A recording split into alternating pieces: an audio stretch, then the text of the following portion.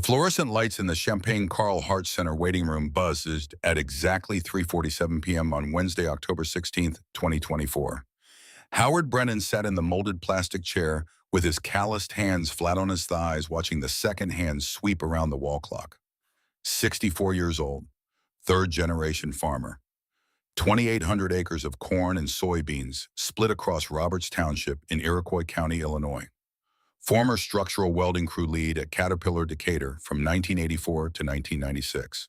12 years retired from factory work due to an arrhythmia condition that still required quarterly monitoring. The waiting room smelled of industrial cleaner and old magazines. Three other people sat scattered across the rows of chairs. An elderly woman with a walker parked beside her. A middle-aged man scrolling through his phone. A young mother with a sleeping infant in a carrier. Nobody made eye contact. That was the protocol in medical waiting rooms. Everyone wrapped in their own anxiety, their own calculations about what the doctor might say. Howard had been coming to this cardiology practice for 12 years. Same building, same waiting room, different faces behind the reception desk, but the same ritual. Check in, sit down, wait. Try not to think about the fact that you're here because your heart doesn't work the way it's supposed to. Dr. Patricia Holbrook entered through the side door at 3:52 p.m., carrying the manila folder with Howard's name printed across the tab. She was 48 years old, originally from Chicago, relocated to Champaign 15 years ago to join this practice. Howard had been her patient for 8 of those years.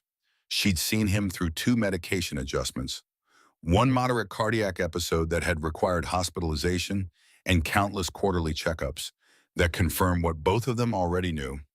Howard Brennan's heart was slowly failing, and the only question was how fast. She sat across from him without preamble. Your EKG shows the same irregular pattern we flagged in July. Blood pressure is 148/94. That's higher than I want to see. She opened the folder. Howard, you're doing too much physical labor. The stress on your cardiovascular system is cumulative. One more significant exertion event, and we're looking at acute cardiac episode territory.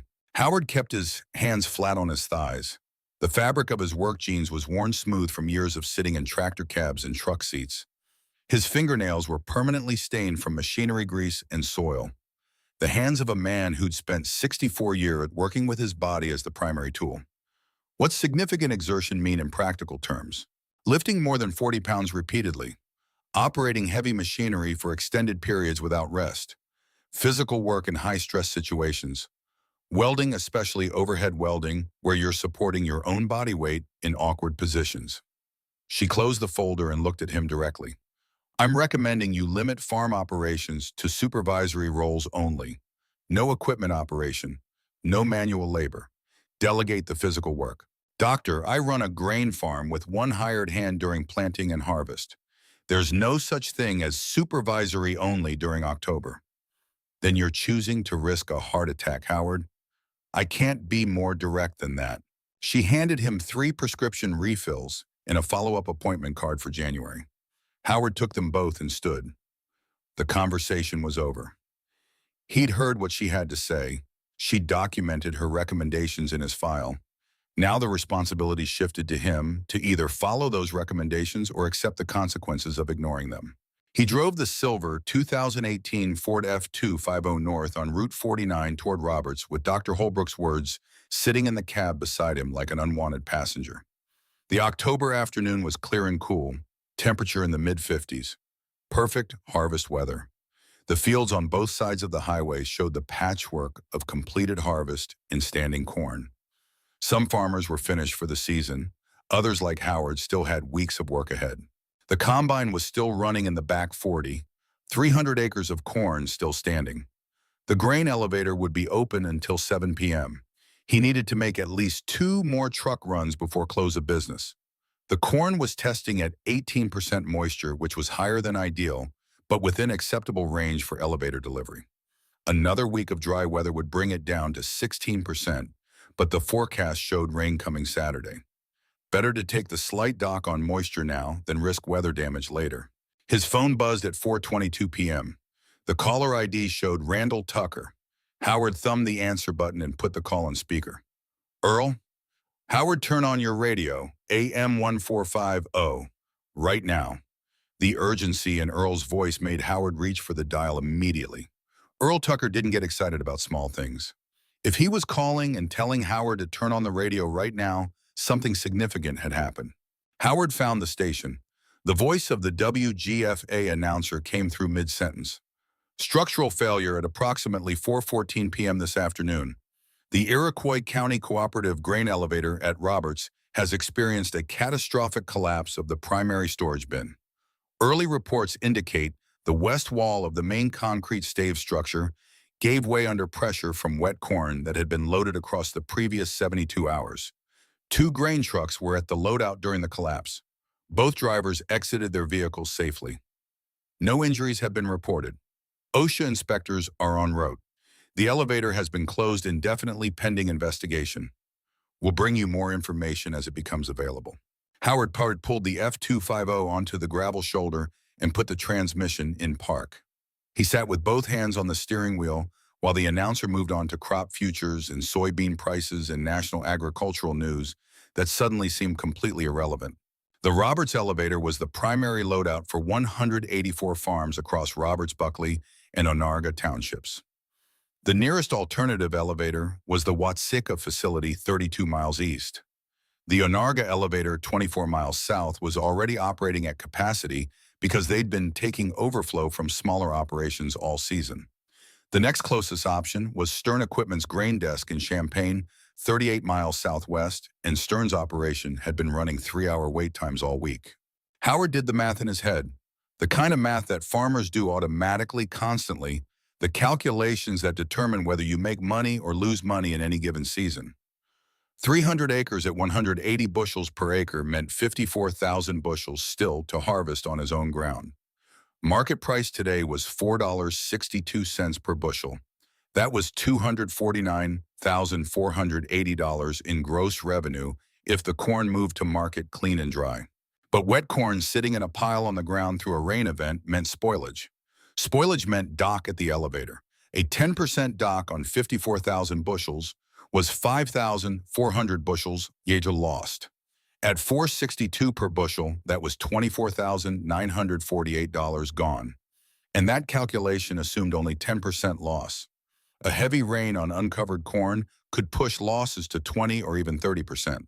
And that calculation didn't account for the 183 other farms in the same situation, didn't account for the economic impact on the co-op itself, or on the town of Roberts, or on the dozens of businesses that depended on harvest season revenue.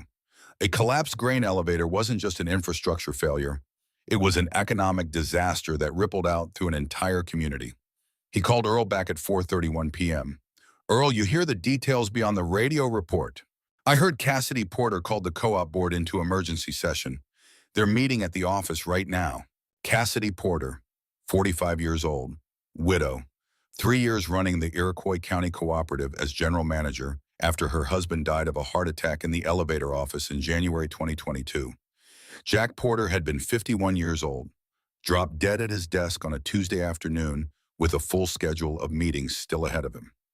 Cassidy had stepped into the role within 3 days of the funeral because the co-op board needed someone who knew the operation and could take charge immediately. Howard had known Cassidy since she was 16 years old, working summer counter shifts at the co-op selling seed and fertilizer to farmers who'd watched her grow up. She'd left Roberts for college at Illinois State, came back with a degree in agricultural business, married Jack Porter, who was running the co-op, and spent the next 22 years learning every aspect of grain handling operations. When Jack died, she knew the business better than most men who'd spent 30 years in the industry. "Earl, Cassidy's sharp. If there's a path forward, she'll find it. Howard, I'm guessing she's going to call you before the night's out." Howard ended the call and sat watching the sun drop toward the horizon through the truck windshield. The October light was golden and slanted, the kind of light that made everything look temporary, like the world was holding its breath between one season and the next. Margaret would be starting dinner prep in the kitchen by now. Claire and 7-year-old Dylan would be at the table working on homework. His daughter had moved back into the farmhouse 6 months ago after her divorce from Garrett Voss became final. The divorce settlement had not been generous. Garrett was a contractor with good lawyers and a vindictive streak, and he'd made sure Claire walked away with minimal assets and maximum ongoing obligations. Claire was working part-time at the Buckley Casey's general store, while she looked for something with health insurance and retirement benefits. 28 hours a week at $11 an hour, $308 a week before taxes, approximately $1,300 a month. Enough to cover her car payment and insurance and phone bill and groceries with maybe $100 left over. Not enough to rent her own place. Not enough to rebuild any kind of financial independence. Dylan was in second grade at Roberts Elementary. Good kid, smart, quiet, still processing the divorce and the move to his grandparents' house and the fact that his father only saw him every other weekend for supervised visits that felt more like inspections than family time. The medical bills from Howard's last cardiac monitoring appointment sat in the desk drawer in the farm office. $12,400. The payment plan with the hospital allowed $200 per month. He was current through October. The equipment loan from First National Bank of Onarga for the 2022 John Deere 8R 410 tractor carried a balance of $178,600 at 6.2% interest. Monthly payment was $3,400, also current. But all of that arithmetic assumed the corn moved to market within the normal harvest window. A month's delay in marketing meant elevator storage fees piling up at approximately 12 cents per bushel per month. 2 months meant potential contract penalties with the grain buyer who expected delivery by December 1st. 3 months meant margin erosion that could push the operation from profitable to marginal, from sustainable to drowning in interest payments and compounding costs. He put the truck back in drive and continued north toward Roberts. The highway was familiar. He'd driven this route 10,000 times over 64 years, knew every curve, every intersection, every farmhouse along the way, could identify which fields belonged to which families, which operations were thriving, and which were hanging on by increasingly thin margins. Margaret met him at the kitchen door at 5:48 p.m. She wore the faded denim apron over her work jeans and the blue chambray shirt with the sleeves rolled to the elbows. 59 years old, married to Howard for 37 years, registered nurse at Gibson Area Hospital in Champaign until she retired in 2019 to help full-time with farm operations. She'd spent 34 years in nursing, most of that time in the cardiac unit, which meant she understood exactly what Dr. Holbrook's warnings meant better than Howard did himself. Cassidy called the house line at 5:30, Margaret said. She's asking if you can come to the co-op office at 7 tonight. Howard washed his hands at the kitchen sink. The water ran brown with field dust and equipment grease. He scrubbed with the pumice soap until his hands looked mostly clean, though the permanent staining under his fingernails never came out completely. What did Cassidy say exactly? She said the structural engineer from the insurance company was on site at 4:45. The primary bin is a total loss. The rail loadout structure is intact. Only the storage bin failed. She said if somebody could build a temporary access ramp into the existing rail loadout trucks, could dump directly into rail cars. Margaret dried a plate and set it in the rack. She said you'd know what that means. Howard dried his hands on the dish towel. Claire sat at the kitchen table with Dylan beside her, working through a math worksheet. 7 years old, second grade. Brown hair cut short because that was easier for Claire to manage in the mornings before school. He wore the Roberts Elementary t-shirt and blue jeans with grass stains on both knees from recess. Grandpa did the grain place break. Howard hung the towel on the rack and walked to the table. Part of it broke Dylan. They're going to fix it. Can you fix it, Grandpa? The question was simple. The answer was not. Could Howard fix it? In the technical sense, yes. He had the engineering knowledge and the structural welding experience and the project management skills to design and supervise the construction of a temporary drive-over ramp that would allow trucks to bypass the collapsed bin and dump directly into the rail loadout system. But fixing it would require physical labor that Dr. Holbrook had just explicitly told him to avoid. Fixing it would require 3 or 4 days of intensive work that could trigger the cardiac episode she'd warned about. Fixing it would mean choosing between following medical advice that could extend his life and taking action that could save the financial stability of 184 farms, including his own. Claire put her hand on Dylan's shoulder. Finish your worksheet, sweetheart. Howard looked at Margaret across the kitchen. She was watching him with the expression that said she already knew what he was thinking and was trying to decide whether to argue about it now or wait until they were alone. I need to hear what Cassidy's thinking before I commit to anything, Howard said. The doctor said no physical labor. You heard that same conversation I did this afternoon. I heard it, Howard. I also heard the radio report about the elevator. And I know what happens to this county if 184 farms can't move grain for the next month. The unspoken calculation hung between them. Howard's health versus the community's economic survival. His individual well-being versus collective need. The kind of choice that shouldn't exist but did exist constantly in rural America, where infrastructure was fragile and expertise was concentrated in aging individuals who couldn't easily be replaced. At 6:55 p.m., Howard drove the F-250 into the gravel lot at the Iroquois County Cooperative Office in Roberts. The October sun had set 20 minutes earlier. The security lights mounted on the elevator structure cast harsh white illumination across the wreckage. The scene looked worse in person than Howard had imagined from the radio description. The west wall of the main concrete stave bin leaned at a pronounced angle against the rail spur loadout building. The concrete stave construction method used interlocking concrete panels held together with steel bands under tension. When the wet corn had exceeded the design load capacity, one of those steel bands had failed. The failure propagated rapidly through the structure, and within seconds the entire west wall had given way under the hydraulic pressure of 184,000 bushels of 18% moisture corn. A massive pile of wet yellow corn spread across 320 feet of gravel between the collapsed bin and the railroad tracks. The corn pile stood 8 feet tall at its peak and tapered down to the edge where it met the gravel. The two grain trucks that had been at the loadout during the collapse sat at odd angles, partially buried in corn, their dump beds still raised. Both trucks were Peterbilt 389s, probably 40 years old, combined worth maybe $60,000 each if you could find buyers. Now they were buried in corn and would need significant work to get operational again. The visual impact was stunning. 184,000 bushels of corn spread across the ground like a yellow lake.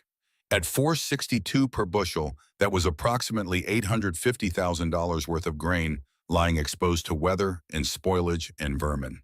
The co-op's insurance would cover some of that loss, but not all.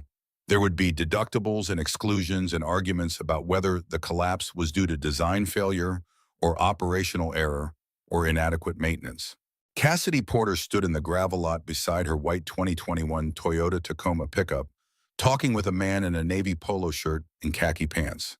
The man carried a leather portfolio under one arm and had the posture of someone who spent his days conducting inspections and writing reports. As Howard approached, Cassidy turned and raised one hand in greeting. "Howard, thanks for coming. This is Norris Fletcher, Illinois Department of Agriculture Bureau of Markets." Norris Fletcher extended his hand, 50 years old approximately, thinning hair combed straight back, reading glasses hanging from a lanyard around his neck.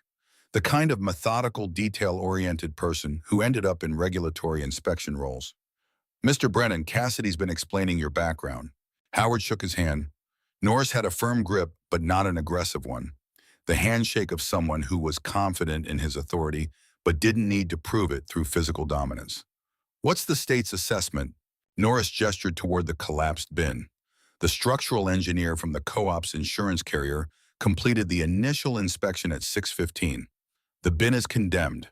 Demolition will take approximately 3 weeks once we clear the regulatory protocols. Replacement construction will take 6 to 8 months, assuming normal procurement and construction timelines. The rail loadout structure itself is sound. The bin failure was isolated to the concrete stave assembly. The conveyor system that feeds from ground level up to the rail car loading chute is still operational." Howard looked at the rail loadout structure. It was a separate building, steel frame construction, that housed the conveyor belt and loading mechanism that transferred grain from the storage bin into railroad hopper cars positioned on the siding. The structure stood intact, undamaged, except for some cosmetic corn debris. The conveyor system that normally carried grain from the main bin to the loading chute emerged from the collapsed structure at ground level, approximately 80 feet from the railroad tracks. "The conveyor still works?" Howard asked. "We tested it 30 minutes ago," Cassidy said. "Full operational capacity. The feed point is accessible. If we had a way to get grain from truck height down to ground level at that feed point, we could bypass the destroyed bin entirely." Howard walked closer to the collapsed bin and the rail loadout structure. Norris and Cassidy followed. He stopped at the point where a temporary ramp would begin its rise toward the elevated loading position. The ground was compacted gravel with minimal standing water, despite the recent rains. The base material was solid. The footing would be adequate for a loaded grain truck if the ramp structure distributed the weight properly across a sufficient foundation. "What's the clearance height at the loading chute?" Howard asked. 14 feet from grade to the dump point, Cassidy said. "We need trucks to drive up to that height and dump into a collection pit that feeds the existing conveyor. The ramp would need to rise from ground level to 14 feet across a horizontal run of approximately 84 feet. That's a 12% grade." Howard did the engineering in his head. A 12% grade was at the upper limit of what a loaded semi-truck could safely navigate, but it was within acceptable parameters for emergency access. The critical factors would be the structural integrity of the ramp deck and the approach angle where the truck transitioned from flat ground onto the inclined ramp. Too steep an approach angle, and trucks would high center on their chassis. Too shallow an approach, and the overall ramp length would extend beyond the available footprint. Ramp width needs to be 24 feet to handle standard grain trucks with adequate margin. The dump platform at the top needs to support 80,000 pounds gross vehicle weight. That's a fully loaded B-train configuration. Howard turned to face Cassidy. The gravity pit under the dump platform would need to be 4 feet deep to feed the existing conveyor at the correct angle. You're looking at approximately 12 tons of structural steel in I-beams for the load-bearing skeleton. Oak decking across the full width, welded joints at every primary connection point. Norris Fletcher had pulled a small notepad from his portfolio and was writing in precise, compact handwriting. "What's the construction timeline for a structure like that?" A licensed contractor would quote 6 to 8 weeks under normal permitting and inspection protocols. Maybe compress that to 4 weeks under emergency authorization if they pulled crews from other jobs. And under emergency protocols with volunteer labor. Howard looked at Cassidy, then at Norris. The question was whether to be honest about what was actually possible or to give a conservative estimate that built in margin for unexpected problems. He chose honesty. 3 days if the materials are on site by Friday morning and we have the crew to do it. Norris Fletcher stopped writing. He looked up from his notepad and studied Howard's face like he was trying to determine whether Howard was serious or delusional. 3 days to build an 84-foot drive-over ramp rated for 80,000-pound vehicles. 3 days with the right crew and the right equipment. I'm not saying it would be easy. I'm saying it's possible. "What crew do you have in mind?" Cassidy answered before Howard could speak. "He's talking about the Cross Brand Club." The Cross Brand Club, formed in 2013 after the Iroquois County flood event when 32 farms lost equipment and structures to rising water. The Iroquois River had overflowed its banks during a spring storm that dropped 6 inches of rain in 8 hours. The flooding had destroyed machine sheds and grain bins and equipment worth millions of dollars. In the aftermath, 7 men had recognized that pooling resources and skills could solve problems that were impossible for individual operators working alone. Randall Earl Tucker on John Deere equipment, Calvin Merrick on Bobcat skid steers and Genie telehandlers, Landon Whitmore on Lull rough terrain forklifts, Nash Aldridge with timber resources and forestry expertise, Foster Bryant on welding and metal fabrication, Vincent Shaw with steel supplier connections and structural material sourcing, Miles Hartley on grain handling equipment and conveyor systems, and Howard Brennan on structural engineering and welding supervision. 7 men, 7 specializations, 7 different equipment brands, which is where the club name came from. They'd helped each other through emergencies for 11 years, barn fires and equipment failures and harvest disasters. They'd rebuilt Nash's machine shed after a tornado in 2015. They'd constructed temporary grain storage for Calvin when his bins collapsed under snow load in 2018. They'd installed emergency irrigation pumps for 3 farms during the drought of 2020. But they'd never taken on anything this large or this visible or this critical to the entire county's economic survival. "Earl coordinates the club," Howard said. "I'd need to call him tonight. He'd need to make 6 calls to the other members. Everyone would need to commit their equipment and their time before we could move forward." Norris Fletcher looked at Cassidy. "The state can issue an emergency permit for a temporary loadout structure under CFR 1910.272 grain handling provisions. The structure would need to meet the same load ratings and safety specifications as a permanent installation, but the permitting timeline compresses from 8 weeks to same-day issuance. The inspection and certification process would still be required before the structure could be used for commercial loading operations. Cassidy nodded. If Howard and the Cross Brand Club can build it in 3 days, the state can permit and inspect it in that same window. If the structure passes inspection, yes. But I want to be clear about what that means. The inspection standards don't change. The safety requirements don't change. The only thing that changes is the timeline. If the structure doesn't meet specs, it doesn't get certified. And if it doesn't get certified, you've spent 3 days and whatever money this costs on something you can't use. Howard looked at the collapsed bin and the rail loadout structure and the massive pile of wet corn spread across the gravel. He thought about Dr. Holbrook's words from 4 hours earlier. No physical labor, no welding, supervisory roles only. He thought about the $12,400 in medical bills and the $178,600 in equipment debt and the $249,480 in corn revenue that would evaporate if the grain didn't move to market dry. He thought about Claire working part-time at the Casey's General Store for $1,300 a month. He thought about Dylan doing homework at the kitchen table. He thought about Margaret standing at the sink, drying dishes, watching her husband make calculations about risk and responsibility, and whether the needs of the community outweighed the medical advice of his cardiologist. I need to talk to Earl, Howard said, and I need to talk to Margaret. He called Earl Tucker from the F2 Fabieso at 8:17 p.m. The cab was dark and cold. Howard had the engine running for heat, but hadn't turned on the interior lights. The dashboard glow illuminated his hands on the steering wheel. Earl answered on the second ring. Earl Cassidy Porter needs the Cross Brand Club at full strength starting Friday morning. What's the job? Howard walked Earl through the conversation with Cassidy and Norris Fletcher. The temporary drive-over ramp, the structural specifications, the 3-day construction window before Saturday's rain, the materials list that would require steel I-beams and oak timber and welding equipment and heavy machinery. The 6-man crew requirement plus Howard as engineer of record. The silence on the other end of the call lasted long enough that Howard started to wonder if the connection had dropped. Then Earl spoke. Howard, that's the club at full strength. Calvin brings the Bobcat T870 and the Genie GTH1056 telehandler. Landon brings the Lull 644E rough terrain forklift. Nash brings oak timber off his back lot. Foster brings the welding rig and generator. Vincent brings steel I-beams from his fabrication contacts. Miles brings the portable PTO conveyor. That's 6 men plus you doing structural welding supervision. That's the crew, Howard said. Howard, you had a cardiology appointment today. What did Dr. Holbrook say? The question wasn't casual. Earl knew about Howard's heart condition. Everyone in the Cross Brand Club knew.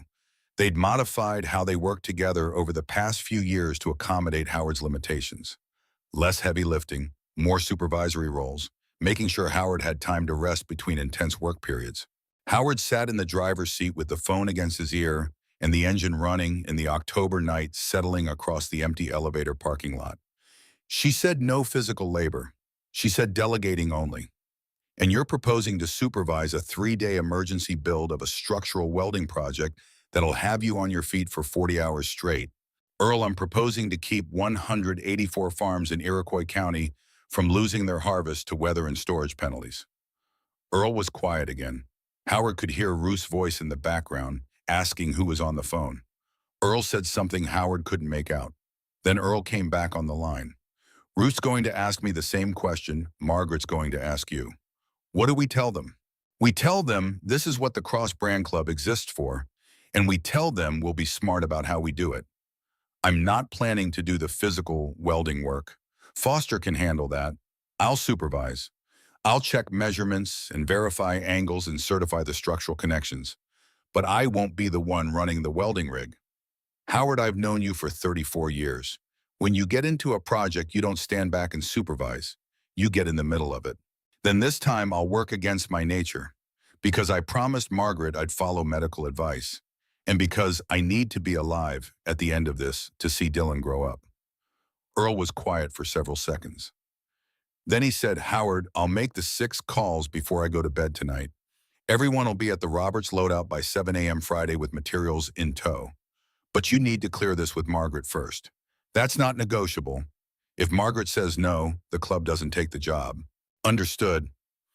And Howard, if your chest gets tight, if you feel off, if anything doesn't feel right, you stop immediately. You don't push through it. You stop and you tell someone. Agreed? Agreed. Howard ended the call and sat in the truck cab watching the security lights illuminate the wreckage of the collapsed grain bin. At 8:45 p.m., he drove home. Margaret was sitting at the kitchen table when he came through the door. Claire and Dylan had gone upstairs. The house was quiet except for the refrigerator compressor cycling on in the corner and the old farmhouse settling in the cooling night air. Cassidy wants the Cross Brand Club to build a temporary ramp, Howard said. 3 days, Friday through Sunday. I'd be supervising the structural welding. Earl's making the calls tonight. Margaret kept both hands flat on the table. She'd changed out of her work clothes into sweatpants and a flannel shirt. Her reading glasses sat beside a crossword puzzle she'd been working on. The kitchen light cast shadows across her face that made her look older than 59. What did Dr. Holbrook say this afternoon? She said no physical labor. And supervising a welding crew for 3 days is physical labor, Howard. He sat down across from her. The kitchen table was oak built by Margaret's grandfather in 1947. Solid construction, the kind of furniture that lasted generations.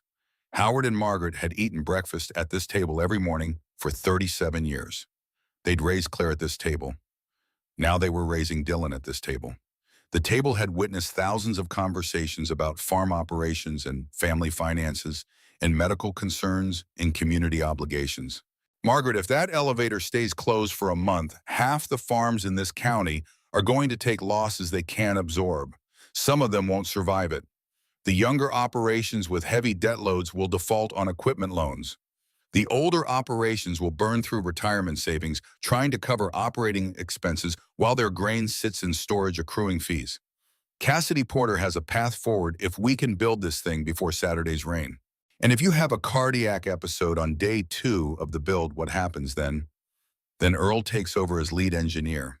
He has my notes. He's been farming for 44 years and he's supervised construction projects before. The club would finish the job. Margaret was quiet for a long moment. She picked up her reading glasses and cleaned them on her flannel shirt, a habit she had when she was thinking through something difficult. What happens to Claire and Dylan if you're not here anymore?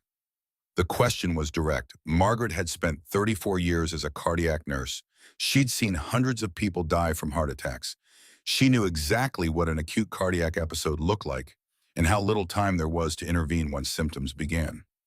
She knew that Howard's condition put him in a high-risk category and that any significant exertion could be the trigger that pushed his damaged heart past the point of recovery. Claire and Dylan are why I'm doing this, Howard said. That corn sitting in our bins represents their financial security just as much as it represents ours.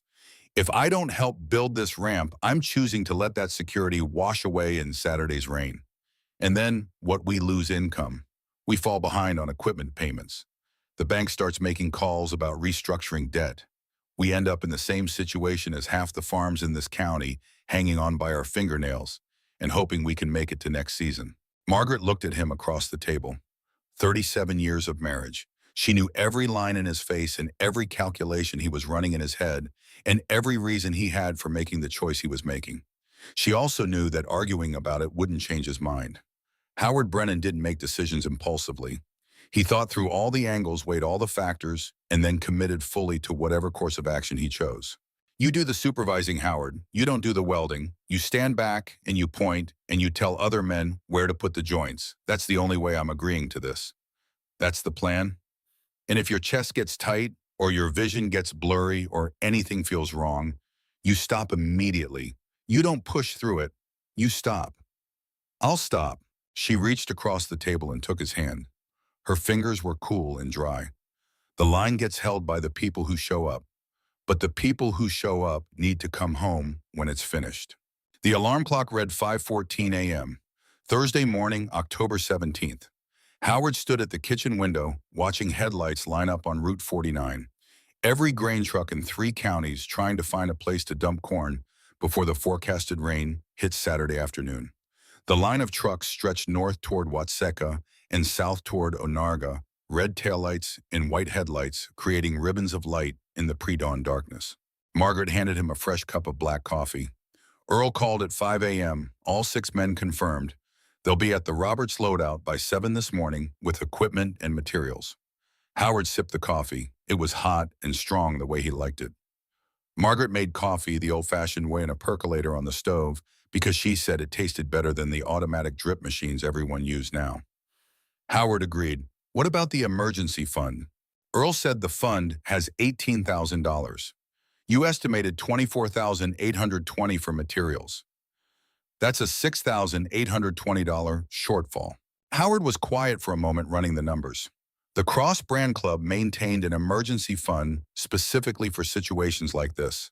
The fund was built from small contributions over the years, $500 per member annually, plus occasional larger deposits when the club did paid work for non-members. The fund existed to cover materials costs for emergency projects where the labor was donated but supplies still had to be purchased. Steel I-beams were the biggest expense at $14,800. The oak timber from Nash's lot was $4,200. Welding consumables like electrodes and wire and shielding gas added another $2,400. Conveyor parts from Miles would run about $1,800.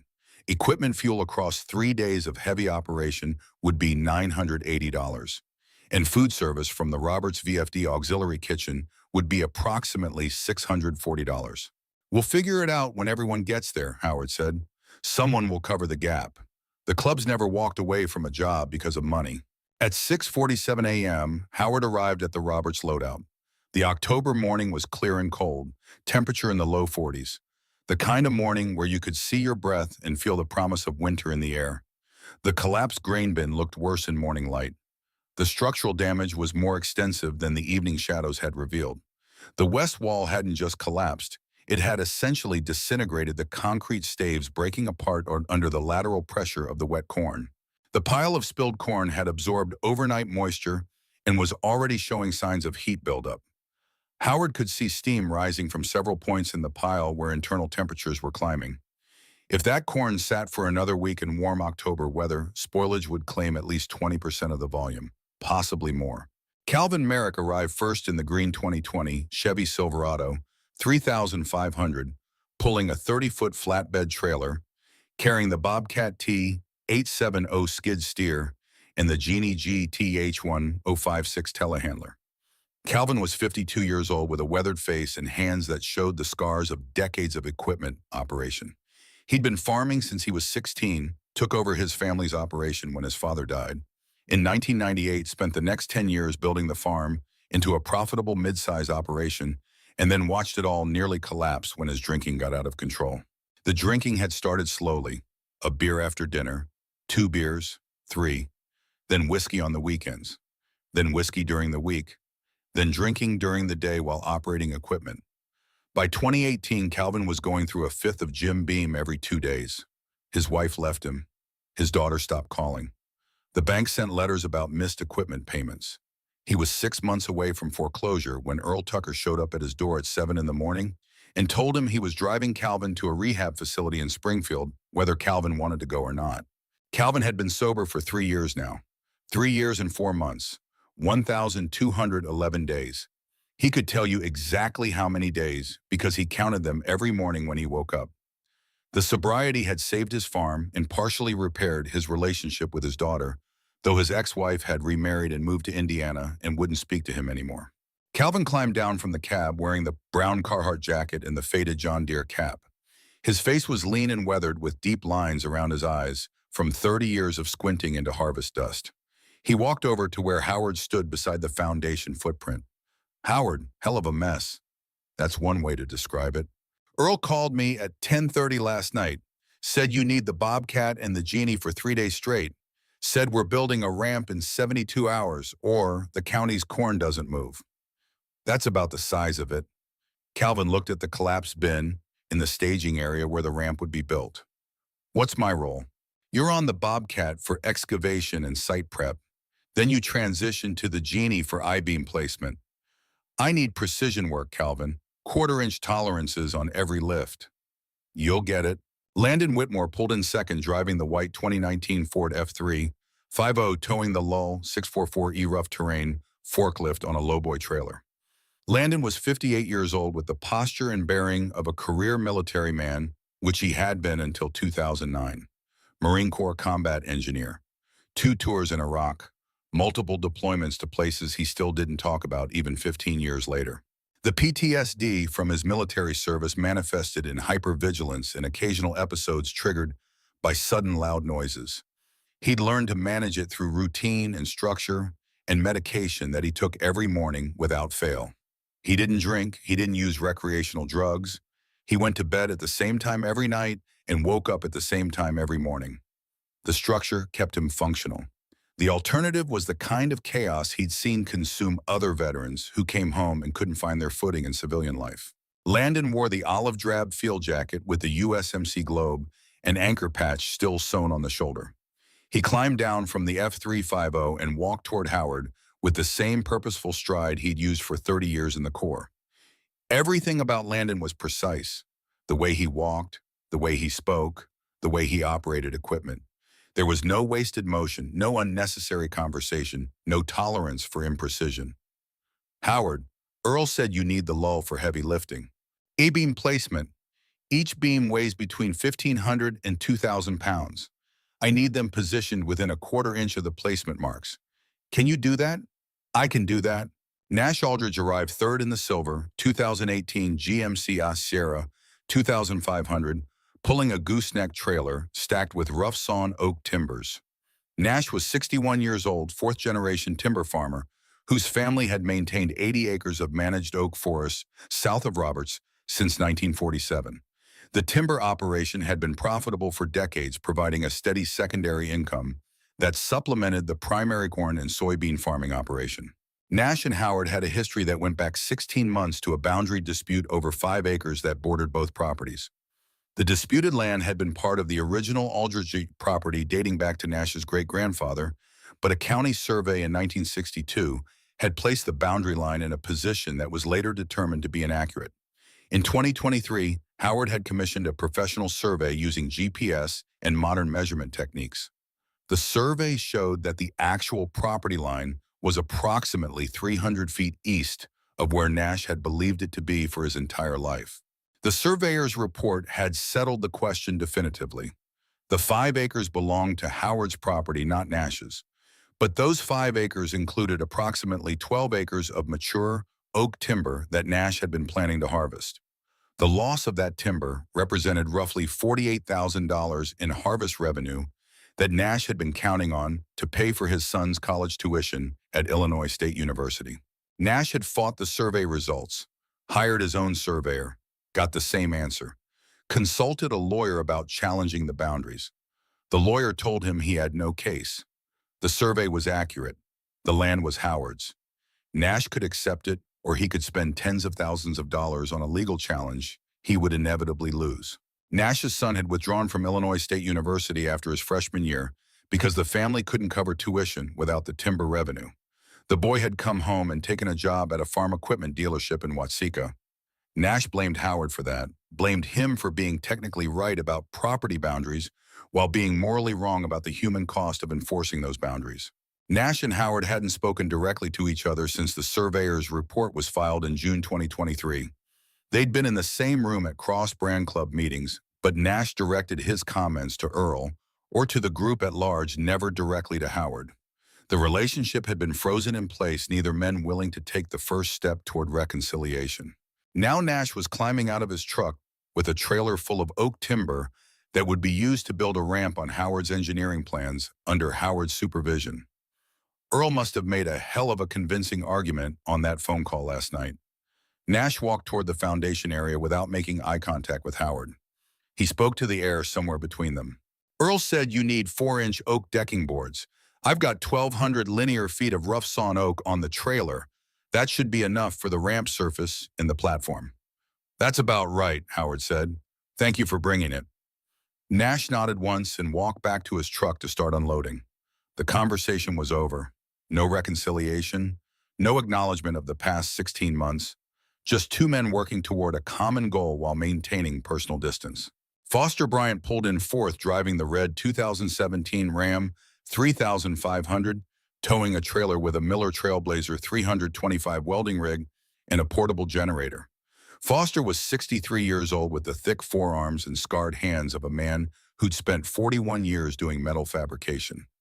He'd started welding in vocational school in 1980, got his first certification at 19, worked his way through structural welding and pipeline welding and underwater welding before settling into agricultural fabrication work in the 1990s. Foster had a reputation for quality work. His welds were clean, his measurements were precise, and his finished products lasted. But he also had a reputation for a temper that had led to multiple confrontations over the years. He was the kind of man who took criticism of his work as a personal insult and responded accordingly. The worst incident had been 3 years ago at a farm equipment auction where Foster and Calvin had gotten into an argument about the quality of a used grain auger. Calvin had suggested the auger's mounting brackets showed signs of stress, cracking from poor welding. Foster had taken this as a direct attack on his professional competency. The argument escalated to shoving. The shoving escalated to a full fight that required 3 other men to break up. Calvin ended up with a split lip. Foster ended up with bruised ribs and a formal warning from the auction house that he was banned from attending future sales. The 2 men had maintained a cold distance since then. They were both members of the Cross Brand Club, but they avoided working together on projects. Earl managed the assignments to keep them separated. If Foster was on a job, Calvin usually wasn't, and vice versa. Now they were going to spend 3 days working side by side on a high-stress project where mistakes could have serious consequences. Foster climbed down from the Ram and walked toward Howard. Earl said, "You need welding work, primary structural joints and secondary attachments." "That's right, but I need to be clear about the division of responsibility. I'm the engineer of record on this project. Every primary load-bearing weld gets my personal inspection and sign-off. You'll handle the execution, but I verify the quality before we move to the next phase." Foster's jaw tightened. "I've been welding professionally for 41 years. I don't need someone standing over my shoulder checking my work." "This isn't about your competency, Foster. It's about liability and regulatory requirements. The state inspector needs to see documentation that the engineer of record personally certified every critical connection. That's me. You're doing the physical work because Dr. Holbrook told me yesterday that I can't do sustained welding anymore. But the certification is my responsibility." Foster looked at Howard for a long moment. Then he nodded once. "All right, you check my work. I can live with that as long as it's documented that I'm doing quality welding and you're just verifying for regulatory compliance." That's exactly how it'll be documented. Vincent Shaw arrived 5th in the dark blue 2021 Ford Vaum 250, pulling a trailer loaded with 24-inch steel I-beams. Vincent was 57 years old with gray hair and the methodical movements of someone who'd spent decades handling heavy materials. He'd owned and operated a welding and fabrication business in Champaign for 34 years before selling it in 2022. The sale had been described as retirement, but the truth was more complicated. Vincent had been diagnosed with stage 3 prostate cancer in June 2024, 4 months ago. The initial diagnosis had come from a routine PSA blood test that showed elevated levels. The follow-up biopsy confirmed the cancer. The staging scans showed it was contained to the prostate, but at an advanced stage within that organ. The oncologist recommended immediate treatment, hormone therapy to shrink the tumor, followed by radiation therapy to destroy any remaining cancer cells. Vincent had told his wife Elena about the diagnosis. They'd spent 2 weeks researching treatment options and survival statistics and making plans for how to handle the next 6 months. But Vincent hadn't told anyone else, not his adult children, not his friends, not the other members of the Cross Brand Club. He'd decided to keep the cancer private until the treatment was finished and he knew the outcome. The hormone therapy had started in July. The side effects included fatigue, hot flashes, and chronic pain in his joints and muscles. Vincent managed it with over-the-counter pain medication and by modifying his activity level. He moved slower than he used to. He took more breaks. He paced himself. But he stayed functional and he kept the cancer secret. Now he was standing in the Roberts Elevator parking lot at 7 in the morning, having spent the previous day coordinating with steel suppliers to source 12 24-inch I-beams, on emergency notice. The beams were on his trailer. Each beam was 24 feet long and weighed approximately 1,800 pounds. Total weight in approximately 22,000 pounds. Vincent had spent Wednesday afternoon loading those beams onto his trailer with a rented crane and his own stubborn determination not to let cancer slow him down. He climbed down from the F250 wearing the gray canvas work jacket that hid how much weight he'd lost over the past 4 months. He walked toward Howard with careful deliberation, each step measured and controlled to minimize the pain in his lower back and hips. Howard, I've got your steel. 12 I-beams, 24-inch profile grade 50 steel, sourced from Peterson Steel in Bloomington at cost plus 5%. Total $14,800. That's good work, Vincent. Thank you for coordinating that on short notice. Peterson's a client from my fabrication business days. They fast-tracked the order as a favor, delivered the beams to my shop yesterday afternoon. I loaded them last night. Howard looked at the trailer stacked with massive steel beams. You loaded 22,000 pounds of steel by yourself last night. I had a crane rental. It wasn't that difficult. It was that difficult, and both men knew it. Loading 12 1,800-pound I-beams onto a trailer was heavy physical work, even with mechanical assistance. Vincent had done it anyway because the project needed the steel, and there was no one else available to coordinate the sourcing and delivery. Miles Hartley arrived last in the white 2019 Chevy Silverado 2500, towing a trailer with an 18-inch portable PTO conveyor system. Miles was 59 years old with wire-rimmed glasses and the precise speaking style of an engineer.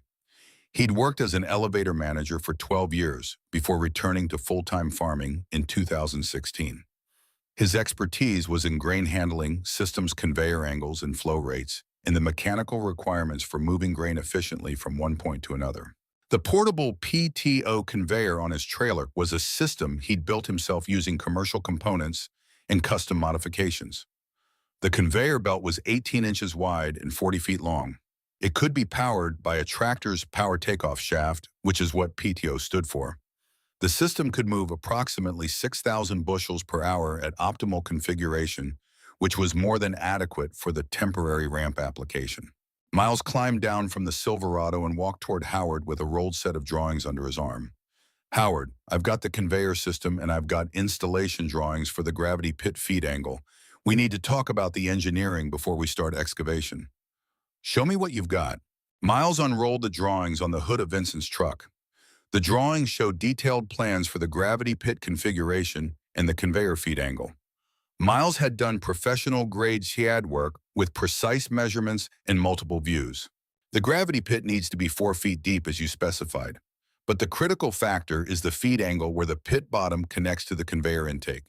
We need exactly 28 degrees from horizontal, 26 degrees and the grain won't flow smoothly, 30 degrees and we get too much velocity and potential damage to the conveyor belt.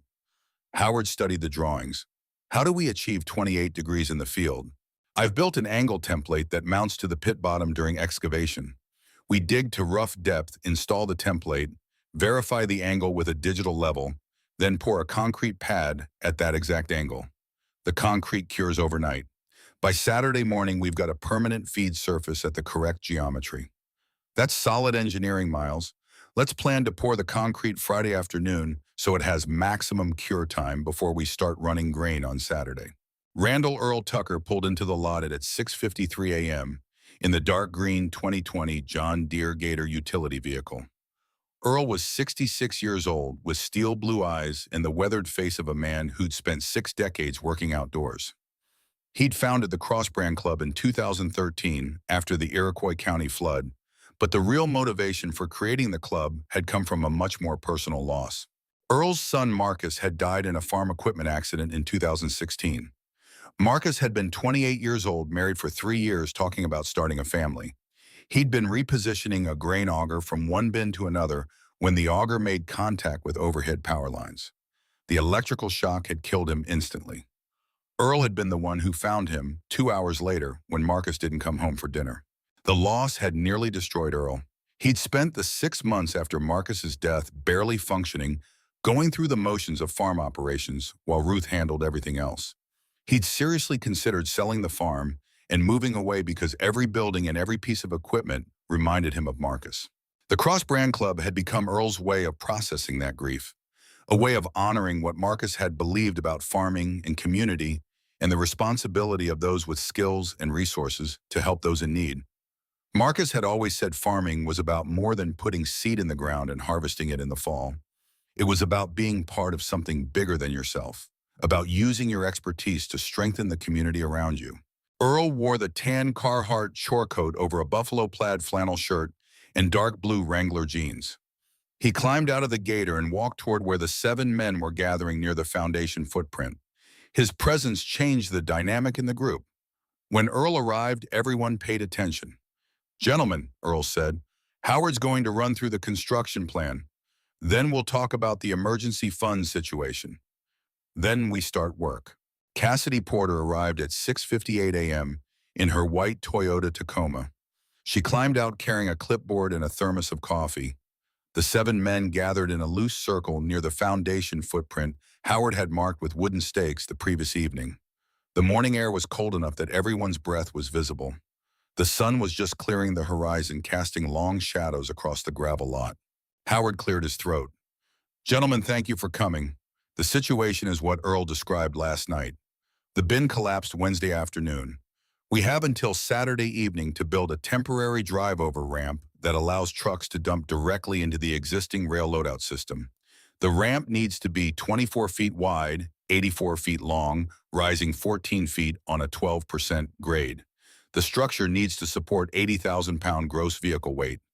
The state inspector arrives this morning to issue the emergency permit. He'll return at 5 p.m. Friday for final inspection. If the structure passes, we start loading trucks Friday evening.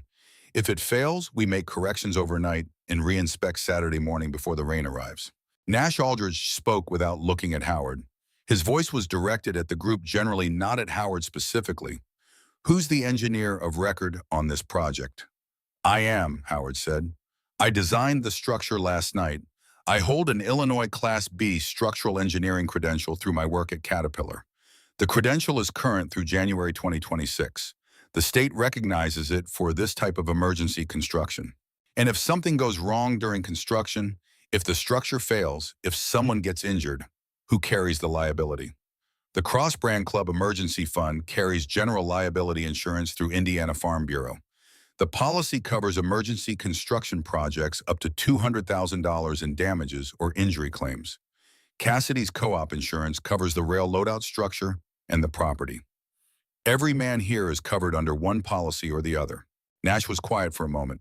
"What's my role in the construction?" "You supervise the oak timber decking. 4-inch boards on 18-inch centers across the lower section today. Upper deck and dump platform tomorrow morning. Your 2 hired hands can assist with the installation.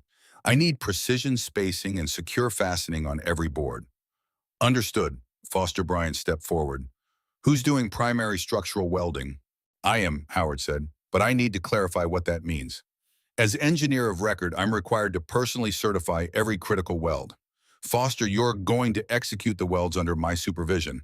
I'll be marking the connection points, verifying the preparation, and inspecting the finished welds. Every primary load-bearing joint needs my personal sign-off before we proceed to the next phase." Foster looked at Howard steadily. The tension from their earlier conversation was still present, but controlled. "I've been welding professionally for 41 years. I can handle primary load-bearing joints without supervision." "I know you can, Foster. Your work is excellent, but the state inspector needs documentation showing that the engineer of record personally certified every critical connection. That's not a reflection on your competency. It's a regulatory requirement for emergency construction under CFR 1910.272. Foster nodded slowly. "All right, as long as it's documented that way, I can work with that arrangement." Calvin Merrick spoke from the back of the group. "Howard, what about me? What's my assignment?" "You're on the Bobcat T 870 first shift through 2 p.m. for excavation and site preparation. Then you transition to the Genie GTH-1056 telehandler from 2 p.m. until we stop for the day. The Genie work is critical. We're placing steel I-beams that weigh 1,800 pounds each. I need you to position them within a 1/4 inch of the placement marks. Can you do that?" I can do that. Howard looked at Landon. Landon, you're on the Lull 644E forklift across both shifts. You're working with Calvin on the I-beam placement. Landon lifts Calvin guides, and together you land each beam exactly where it needs to be. Quarter-inch tolerance. No exceptions. Landon nodded once. Within a quarter inch. Confirmed. Vincent, you're our materials coordinator. You source the steel, so you know the specifications on each beam. I need you to verify every I-beam before it goes into the structure. Check for stress cracks, corrosion dimension variations. If a beam doesn't meet spec, we don't use it. Vincent pulled a paper from his jacket pocket. I've got the mill certifications from Peterson Steel. All 12 beams are grade 50 steel and with certified load ratings. I'll verify each one visually before installation. Miles, you're installing the portable PTO conveyor at the gravity pit. The conveyor needs to be fully operational and bench tested at full capacity before Norris signs the final inspection Friday afternoon. Walk me through your installation timeline. Miles adjusted his wire-rimmed glasses. Gravity pit excavation happens today. Concrete pour for the feed angle happens late this afternoon. Concrete cures overnight. Conveyor installation happens Friday morning. Bench testing happens Friday afternoon at 3 p.m. That gives us 2 hours to make adjustments before the 5 p.m. inspection. That's tight but workable. What do you need from the rest of us to make that timeline happen? I need the pit excavation to be exact. 4 feet deep, 12 feet long, 8 feet wide, with the bottom excavated to accommodate the angle template I brought. Calvin's doing the excavation, so Calvin and I need to coordinate closely on the pit geometry. Calvin spoke up. I'll work directly with you on the excavation. Just tell me where you want the bucket and I'll put it there. Earl Tucker had been standing quietly to one side. Now he stepped forward. Howard, we need to talk about the emergency fund. The 7 men looked at Earl. The conversation about work assignments had been relatively straightforward. The conversation about money was going to be more complicated. Howard felt his chest tighten slightly. What about the fund? Current balance is $18,000. Your materials estimate is $24,820. We're short $6,820. Silence settled across the circle. A grain truck rolled past on Route 49, heading south toward Onarga, the driver probably trying to get in line at the Onarga elevator before the queue got too long. The truck's engine noise faded into the distance. Nash spoke first. His voice had an edge to it. Why is the fund short? Last balance report I saw we had $23,000. Earl kept his eyes on Howard, not on Nash. I authorized a loan to Mitchell Garrett's operation last month when his combine went down during harvest. About $5,000. Mitchell needed the repair completed within 48 hours or he was going to lose his entire soybean crop. I didn't bring it to the club for a vote because there wasn't time to convene a meeting and Mitchell needed an answer immediately. Nash's voice rose. The club bylaws require a vote on any withdrawal over $1,000. That's been the rule since the club was founded. You know that, Earl. I know the bylaws, Nash. I also know that Mitchell Garrett is a good man with a young family and a farm operation that was 6 hours away from financial catastrophe. I made a judgment call that the club's purpose is to help people in emergencies, and this qualified as an emergency. A judgment call that puts this project $6,800 in the hole before we even start, Nash said. That's not leadership. That's freelancing. That's making unilateral decisions that affect everyone. Foster Bryant looked at the ground and shook his head. Calvin shifted his weight from one foot to the other. Landon stood with his arms crossed, his face impassive. Vincent's expression remained neutral, but his jaw was tight. Miles adjusted his glasses and said nothing. The tension in the circle was building. This wasn't just about money. It was about trust and decision-making authority and the question of whether Earl had overstepped his role as club coordinator. Howard stepped into the center of the circle. Gentlemen, we can have this conversation about procedures and bylaws, and it's a conversation worth having. But we need to have it after this project is finished, not before we start. Right now, we have a more immediate problem. We need $7,000 to cover materials, and we need it today because suppliers won't deliver without payment. He let that sink in for a moment. Then he continued. The Cross Brand Club has built a reputation across this county over the past 11 years by showing up when emergencies happen in solving problems other people can't solve. We've rebuilt barns after fires. We've replaced equipment after failures. We've constructed temporary structures after disasters. If we walk away from this job because we're short $7,000, that reputation goes with us. Every farmer in Iroquois County will remember that when the co-op needed us, when 184 farms needed us, we couldn't figure out how to cover a $7,000 shortfall. Howard looked at each man in turn. Every man here has the option to walk right now. No judgment, no consequences. We'll shake hands and go our separate ways, and Cassidy will find some other solution. But if we stay, we find a way to cover the gap. And we do it in the next 5 minutes because we need to start excavation by 8 a.m. if we're going to hit our timeline. Vincent Shaw reached into his jacket pocket and pulled out a checkbook. He walked to the tailgate of his truck, found a pen, and wrote for approximately 30 seconds. Then he tore out the check and handed it to Earl.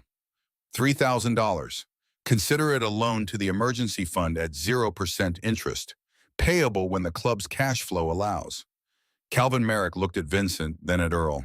I'll cover $2,000. Same terms. 0% loan payable when the fund recovers. Miles Hartley nodded. I'll cover the remaining $1,820. The three men wrote checks and handed them to Earl. Earl folded the checks and put them in his wallet. The financial crisis was resolved. The project could move forward. But Nash Aldridge stood with his arms crossed, watching the transaction with an expression that was difficult to read. He turned to face Howard directly for the first time since arriving. Why would you put money into this? You're already taking the liability as engineer of record. You're already donating your time and expertise for the next 3 days. Why would you risk your own cash on top of that? Howard met Nash's eyes. Because if this ramp doesn't get built, I lose the same harvest revenue everyone else in this county loses. My 300 acres of standing corn doesn't move to market. My equipment loan payment comes out of savings instead of operating income. My medical bills get paid late because cash flow is tight. I'm in the same boat as every other farmer. Oh, here, Nash. This isn't charity. This is self-preservation. Nash held Howard's gaze for several seconds. Something shifted in his face. Not forgiveness exactly. Not reconciliation. But a recognition that the boundary dispute and the lost tuition money and the 16 months of silence were smaller things than the practical reality that 184 farms needed this ramp built before Saturday's rain. Nash looked at the ground, then back at Howard. Let's get to work. The tension in the circle broke. The 7 men moved toward their equipment and their assigned workstations. The conversation about Earl's unilateral decision and the club bylaws and the proper procedures for emergency fund withdrawals would happen eventually, but it would happen later after the immediate crisis was resolved. Norris Fletcher arrived at 8:54 a.m. in the white 2023 Ford F-150 with Illinois state plates. He climbed out of the truck, carrying the leather portfolio under his arm, and walked toward where Howard stood at the foundation footprint with a surveyor's tape measure and a bundle of wooden stakes. Mr. Brennan, I've reviewed the structural plans you faxed to my office last night. They're sound from an engineering perspective. The calculations check out. The load distribution is adequate. The safety factors are appropriate. Norris adjusted his reading glasses. I'm here to conduct the pre-work site inspection and issue the emergency permit if the site conditions support construction. The site's ready for your inspection. Norris spent the next 37 minutes walking the foundation footprint and examining the staging areas where materials and equipment were positioned. He measured the distance from the foundation to the rail loadout structure. He checked the grade of the existing ground surface. He examined the soil conditions in the areas where the foundation footers would be excavated. He inspected the steel I-beams on Vincent's trailer, checking the mill certification stamps and looking for obvious defects. He examined the oak timbers on Nash's trailer, measuring thickness and checking for rot or structural weakness. He inspected Foster's welding equipment, verifying that the generator had adequate output capacity and that the welding rig was properly maintained. He checked Calvin's Bobcat and Genie telehandler for current inspection certifications. He checked Landon's Lull forklift for the same. He examined Miles's portable conveyor system and reviewed the installation drawings for the gravity pit.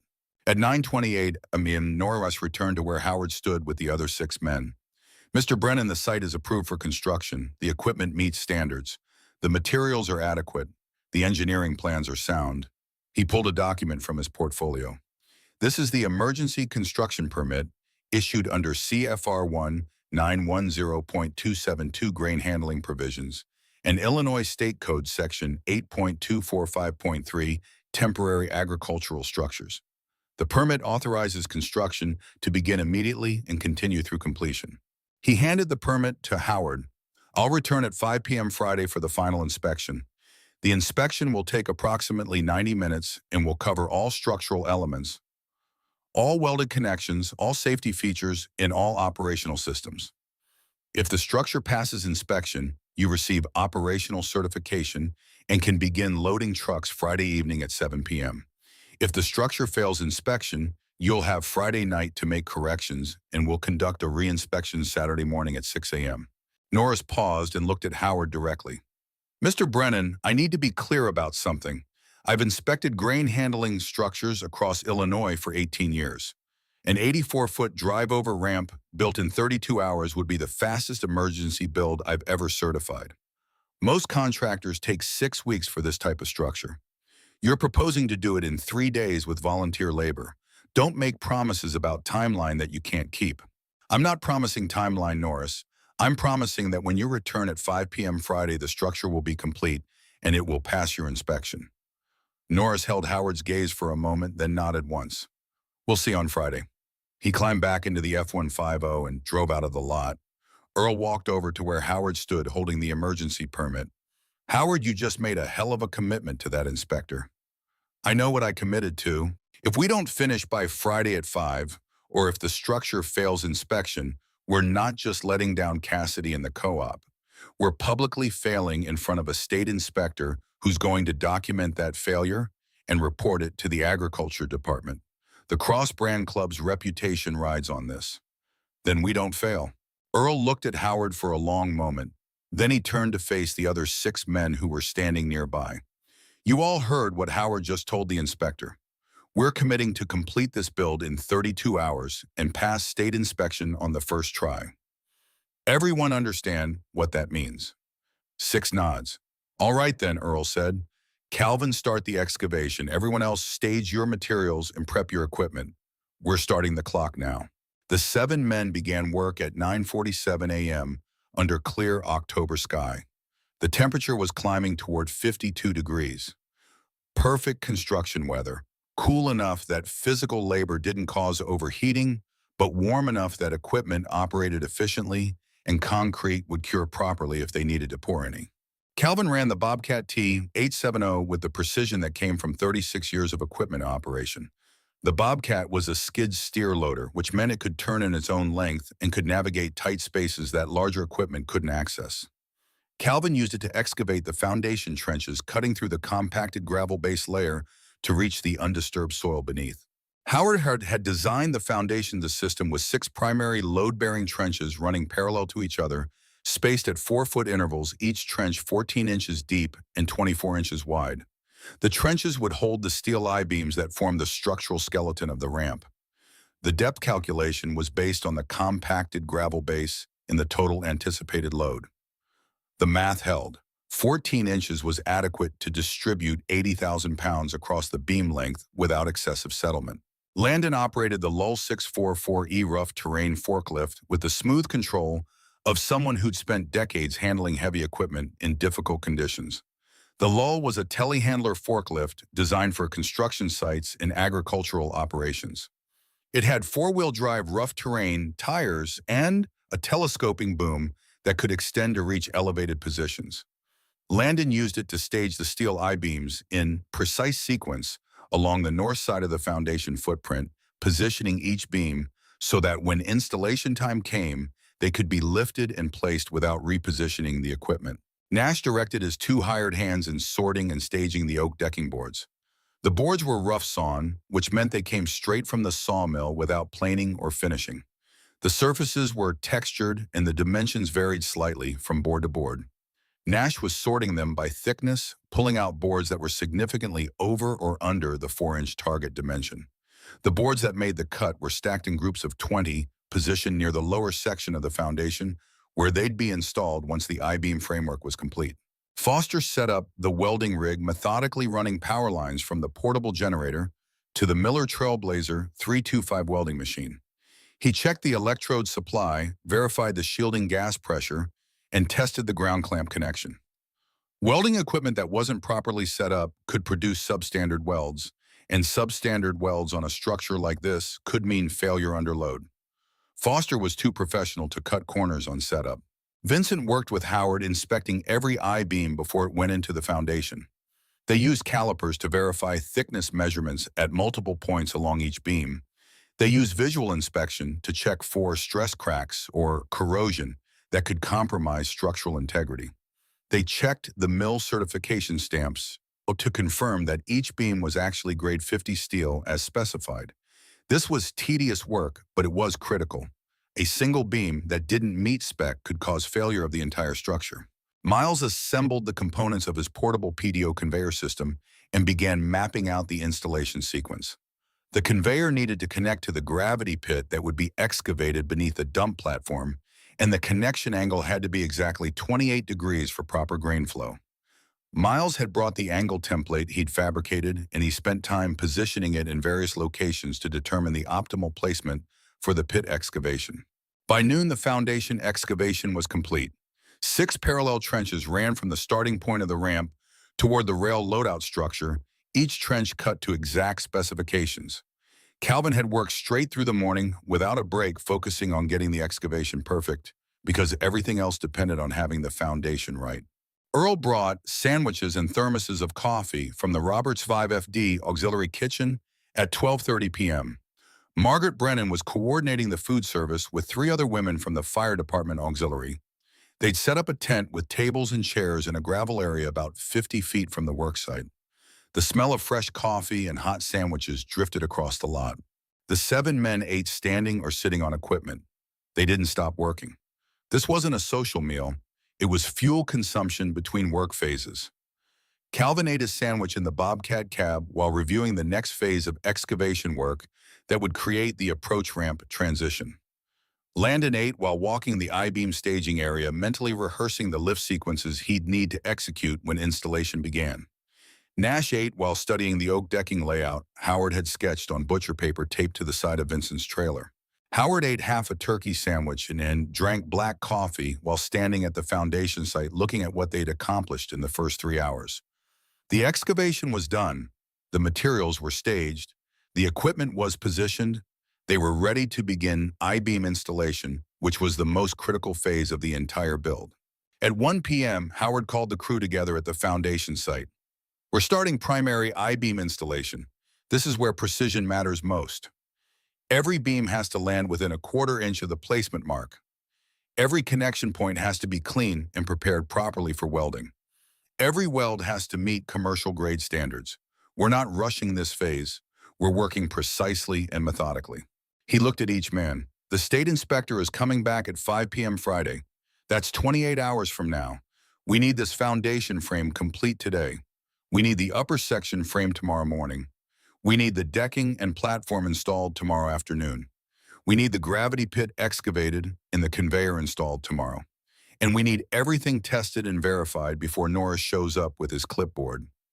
That's an aggressive timeline, but it's achievable if we work smart and don't make mistakes that require rework. The first I-beam went into position at 1:14 p.m. Landon lifted it with the Lowell forklift.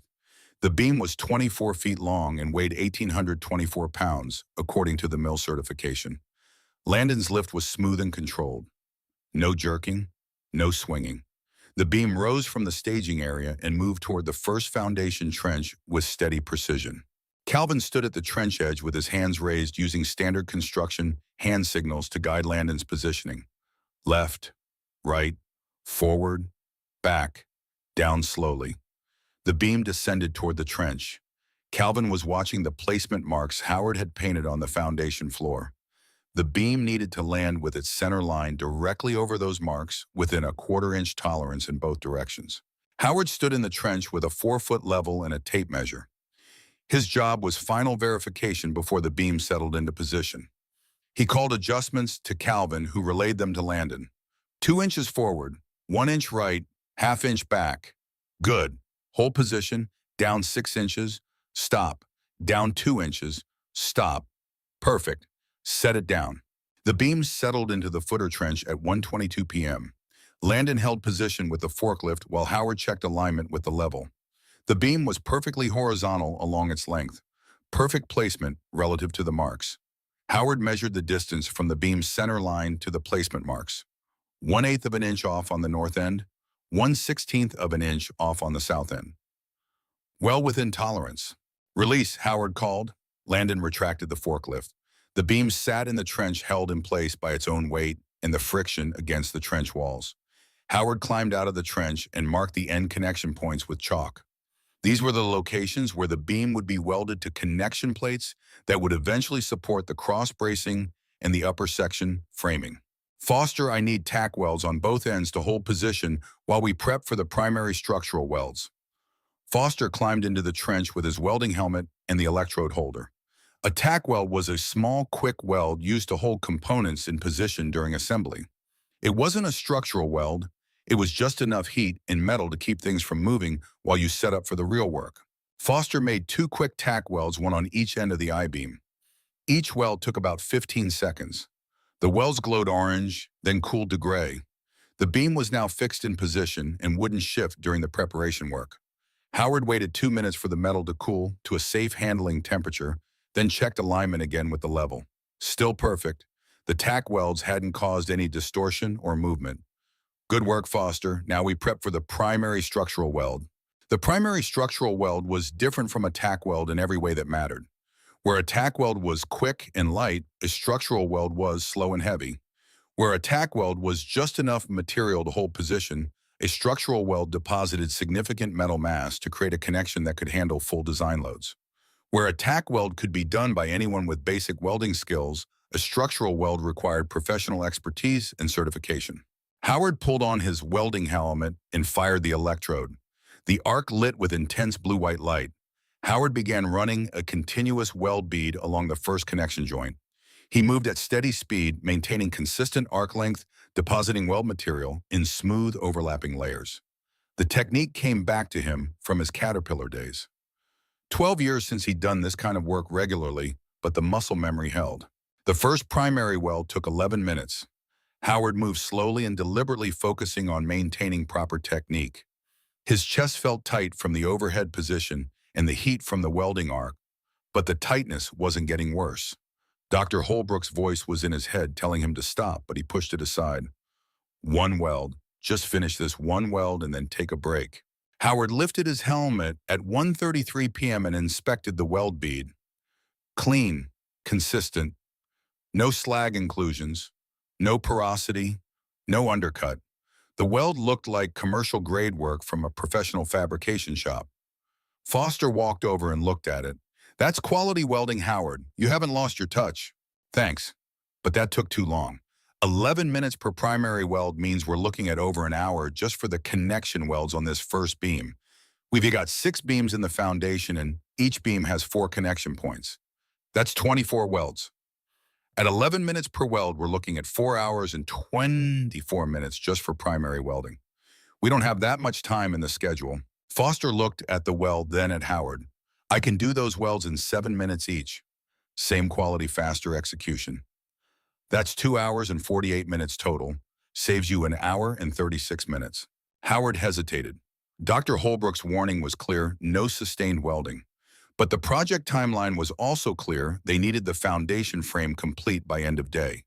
If Howard did all the primary welding himself, they wouldn't finish until after dark, which would push the entire schedule back and put the Friday inspection at risk.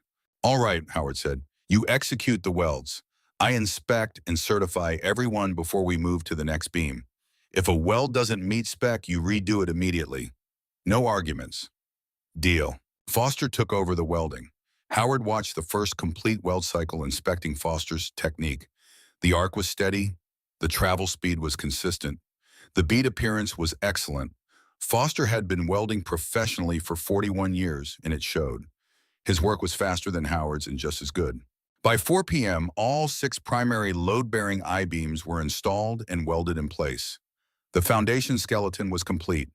The structure was starting to take shape, steel beams rising from the gravel lot in parallel lines that would eventually support the oak decking and the dump platform.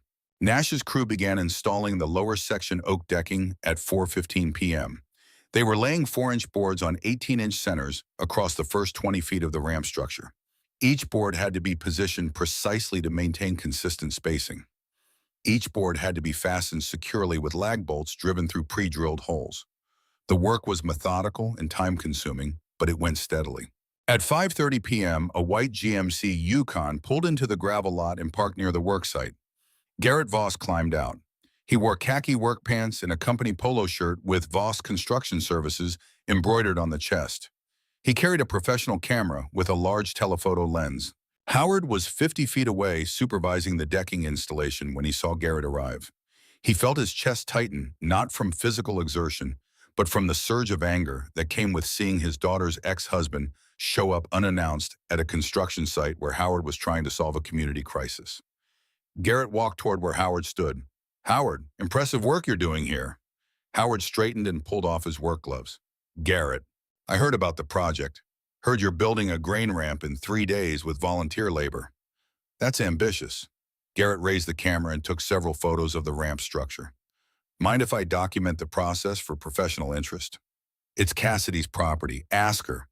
"Already did. She said as long as I stay out of the work zones, I'm free to observe and photograph." Garrett lowered the camera. "I actually came by to offer some advice. Professional to professional." "I'm listening." "I bid this job to Cassidy yesterday morning.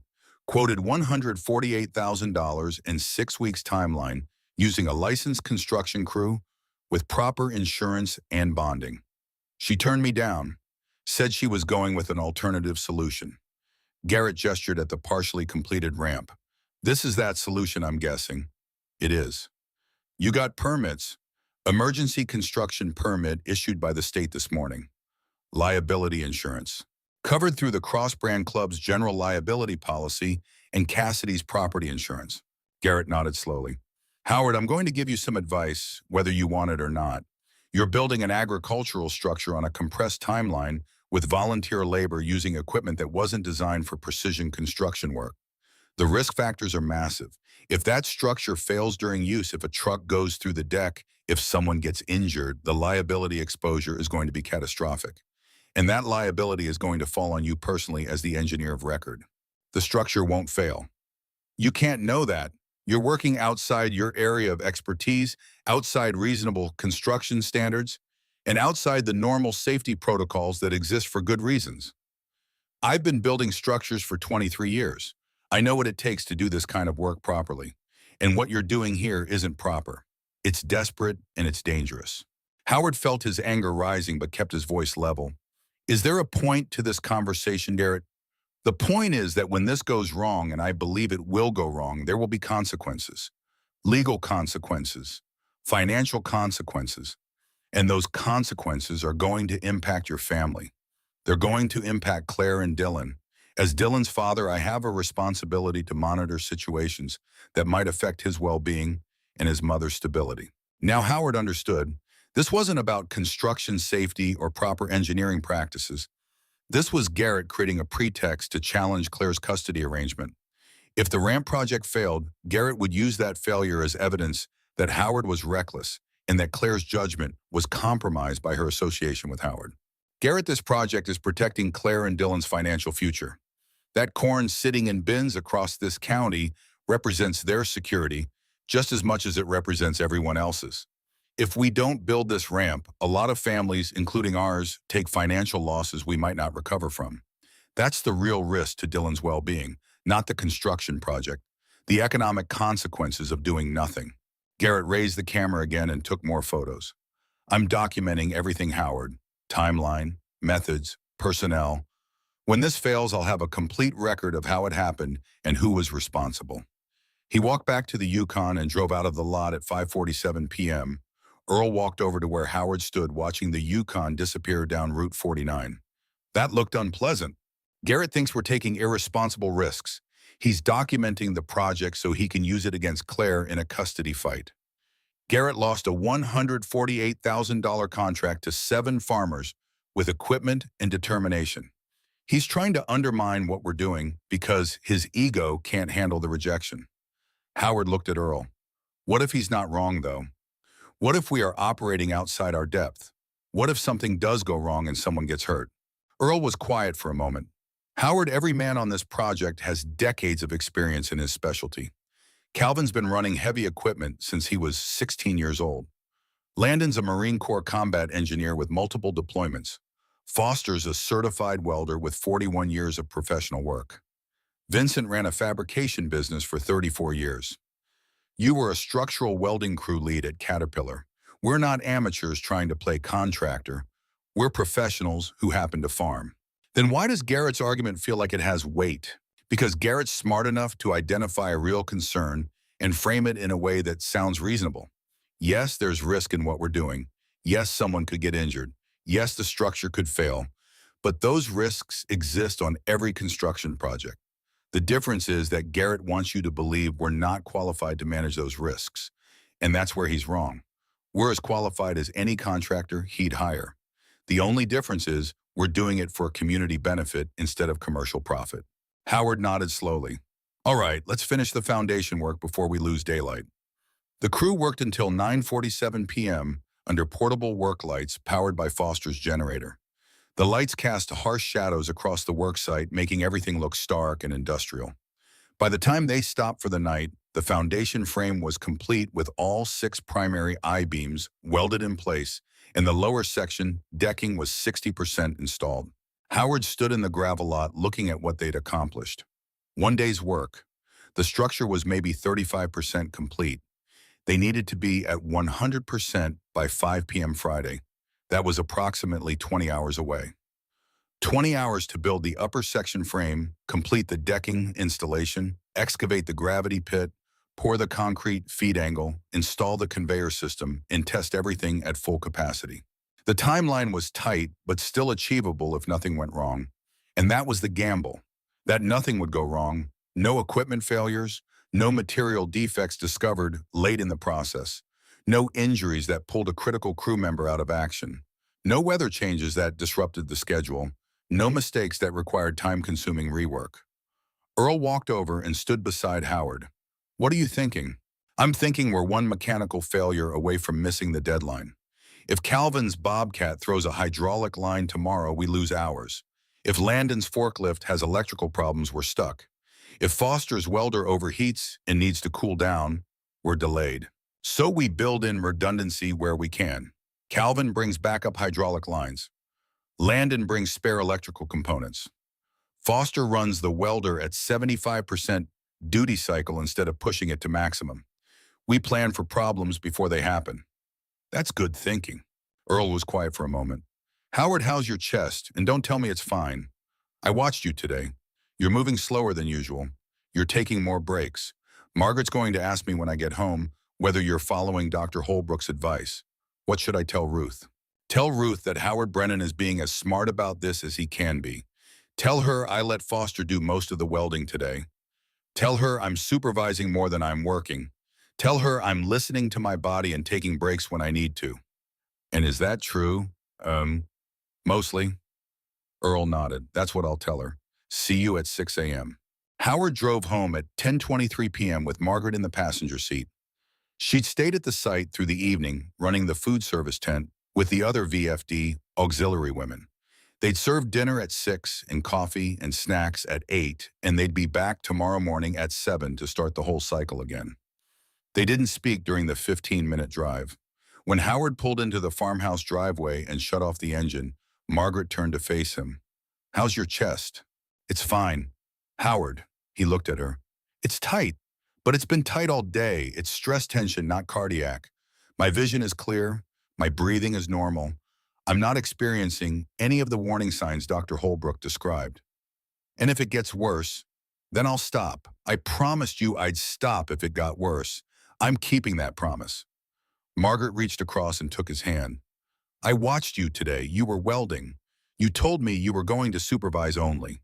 I did one weld to verify my technique. After that, Foster did all the primary welding. I just inspected and certified his work. One weld that took 11 minutes.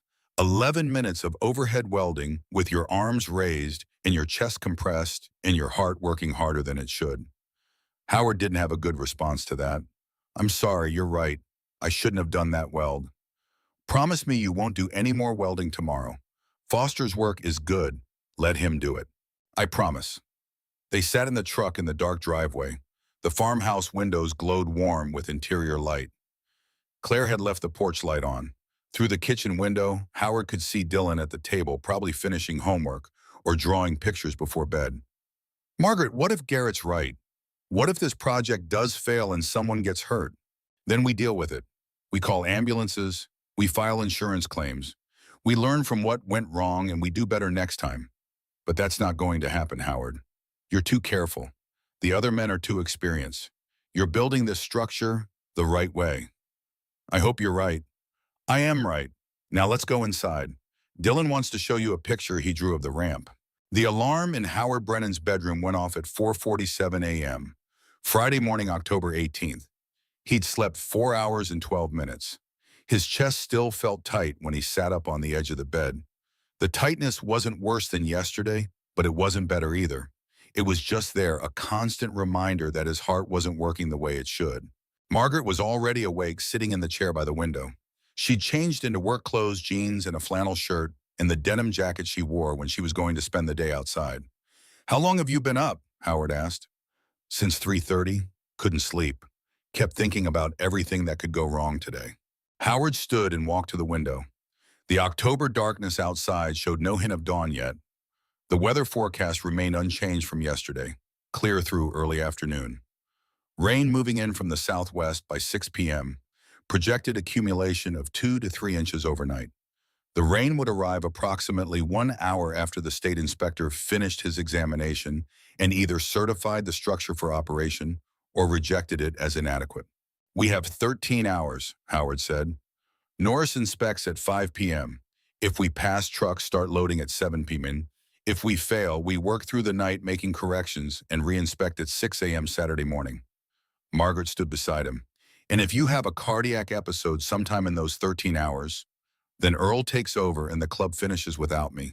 Howard, I need you to promise me something.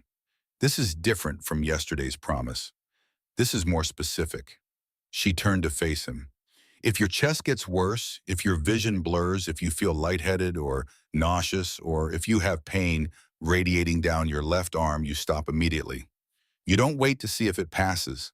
You don't finish the task you're working on. You stop that instant and you tell someone what you're feeling. Do you understand? I understand. Say it back to me. If I experience cardiac symptoms, I stop immediately and tell someone. And you mean it. I mean it, Margaret. I want to be alive at the end of this to see Dylan grow up. I'm not going to be stupid about chest pain. She searched his face for several seconds, then nodded. All right, let's get through today. By 5:53 a.m., all 7 cross-brand club members were back at the Roberts loadout site. The portable work lights were already running off Foster's generator, casting harsh illumination across the partially completed ramp structure. Calvin had the Genie telehandler positioned to lift the upper section I-beams into place. Landon had the Lowell forklift staged with the first beam already secured in the forks, ready to begin the upper section framing as soon as Howard gave the signal. Howard gathered the 6 men at the foundation. The morning was cold, mid-30s, and everyone's breath was visible in the work lights. Today we complete the upper section frame, install the dump platform, excavate, and line the gravity pit, install Miles's conveyor, and finish all oak decking. Norris inspects at 5 p.m. That's 11 hours from now. Every minute counts. Foster Bryant stepped forward. The lights cast shadows on his face that made him look older than 63. Howard, I need to say something before we start. Howard waited. I've been welding for 41 years. I've worked with a lot of engineers and a lot of crew leads. Most of them treated welders like hired hands who were expected to follow orders without question. They didn't explain the engineering. They didn't show respect for the craft. They just pointed at joints and expected you to make them stick. Foster paused. You don't do that. You explain why each weld matters. You show respect for the skill it takes to do quality work. You trust us to execute properly while maintaining appropriate oversight. That's leadership. He looked at Calvin. 3 years ago, Calvin and I had a physical altercation over something that didn't matter. We haven't spoken civilly since then. We've avoided working together. We've maintained cold distance because neither of us wanted to be the first to apologize. Foster extended his hand toward Calvin. Calvin, I apologize for holding a grudge for 3 years. You're a good man and a good equipment operator. I'm glad to be working beside you on this project. Calvin looked at Foster's extended hand, then at Foster's face. The moment stretched out. Then Calvin reached forward and shook Foster's hand. Apology accepted, Foster. I said things 3 years ago that I shouldn't have said, things I regret. I'm glad we're past it. The two men held the handshake for several seconds, then released. The tension that had existed between them for 3 years dissolved in that moment. It didn't erase what had happened, but it acknowledged that continuing to carry that grudge was more burdensome than the original offense. Howard looked at the 6 men standing in the cold morning.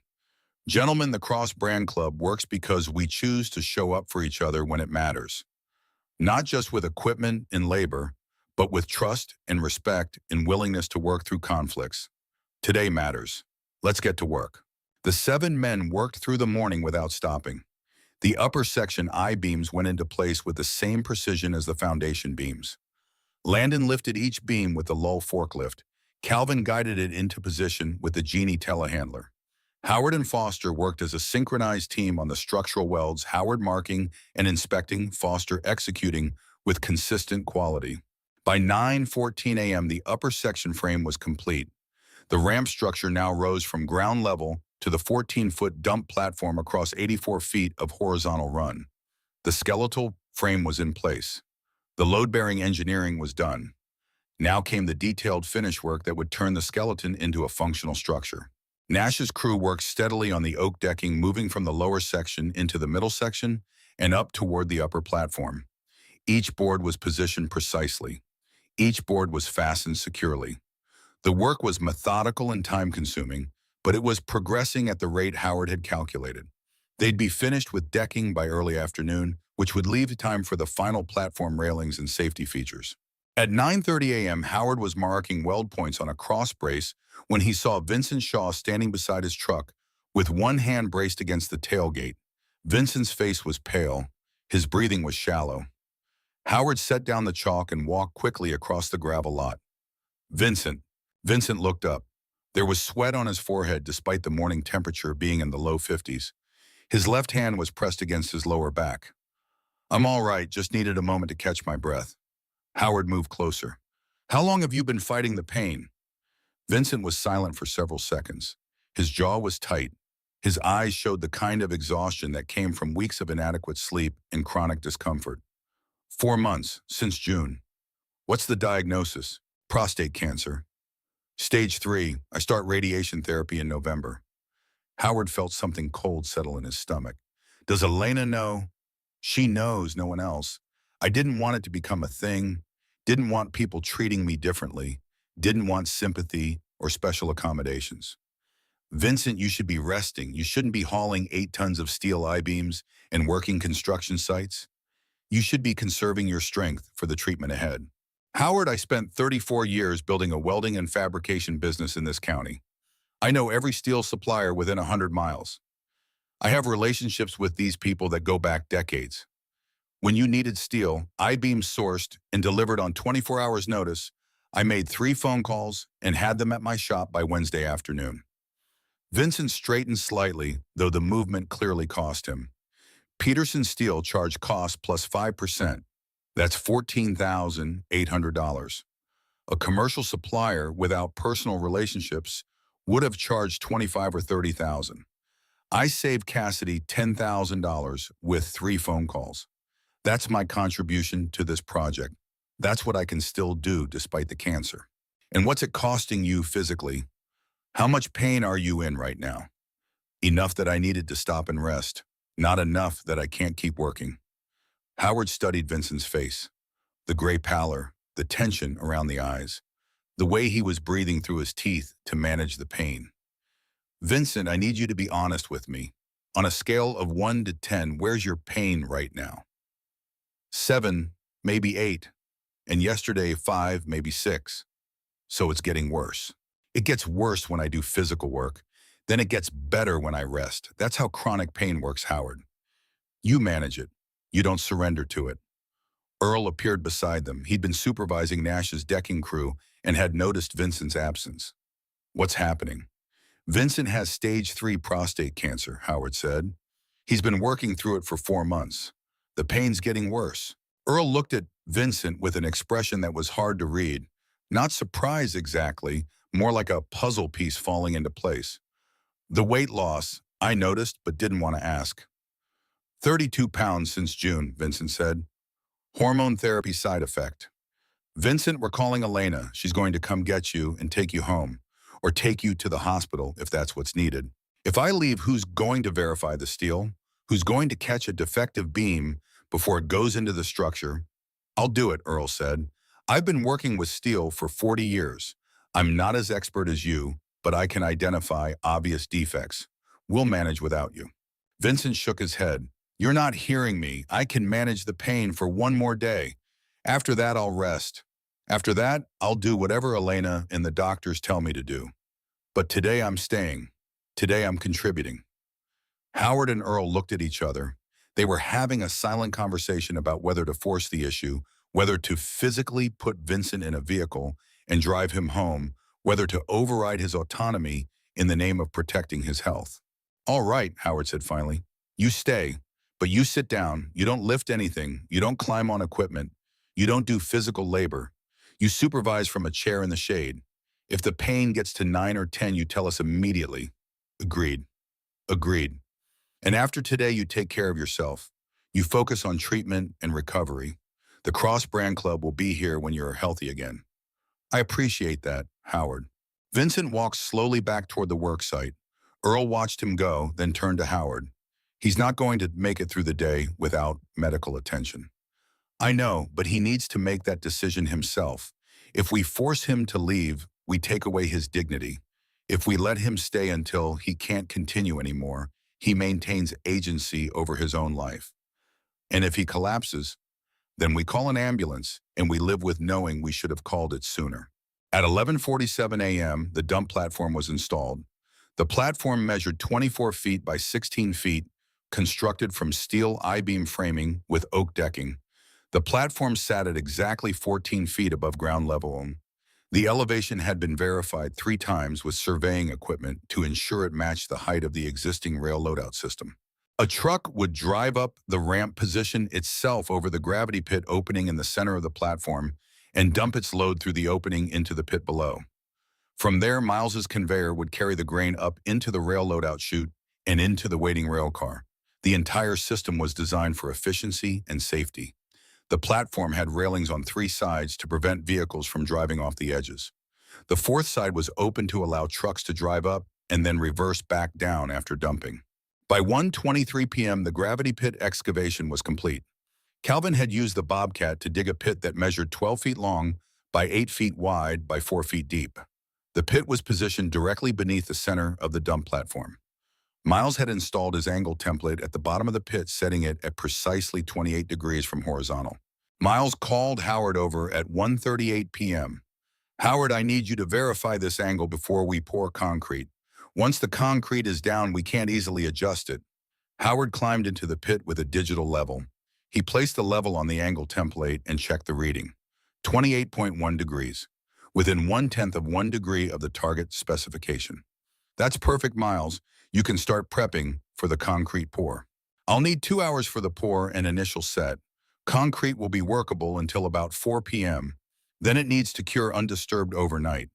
The conveyor installation happens first thing Saturday morning. Howard checked his watch. 1:41 p.m. The concrete pour would take them to approximately 3:45 p.m. That left 1 hour and 15 minutes before Norris Fletcher arrived for the final inspection at 5 p.m. It was going to be tight, but it was workable. Start the pour at 2 p.m. I'll coordinate with Nash's crew to make sure we're not doing any heavy equipment work nearby that could vibrate the concrete while it's setting. At 2 p.m., a white GMC Yukon pulled into the gravel lot for the 2nd day in a row. Garrett Voss climbed out carrying the same professional camera he'd had yesterday. He walked toward where Howard was supervising the concrete pour preparation. Howard saw him coming and felt the anger rise in his chest immediately. He didn't have time for whatever Garrett was going to say. They were 3 hours away from the state inspection, and every minute counted. Garrett stopped about 10 feet away and raised the camera. He took several photos of the completed ramp structure, the dump platform, the gravity pit excavation. Howard, impressive progress since yesterday. You might actually pull this off. Did you come here to take pictures or to tell me something? Both. Garrett lowered the camera. I came to tell you that I've been documenting this project for my own records. Timeline, methods, personnel, safety protocols, or lack thereof. He paused. I've also been talking to people, farmers who are watching this project, co-op board members, town officials, getting their perspectives on what you're doing here. What's your point, Garrett?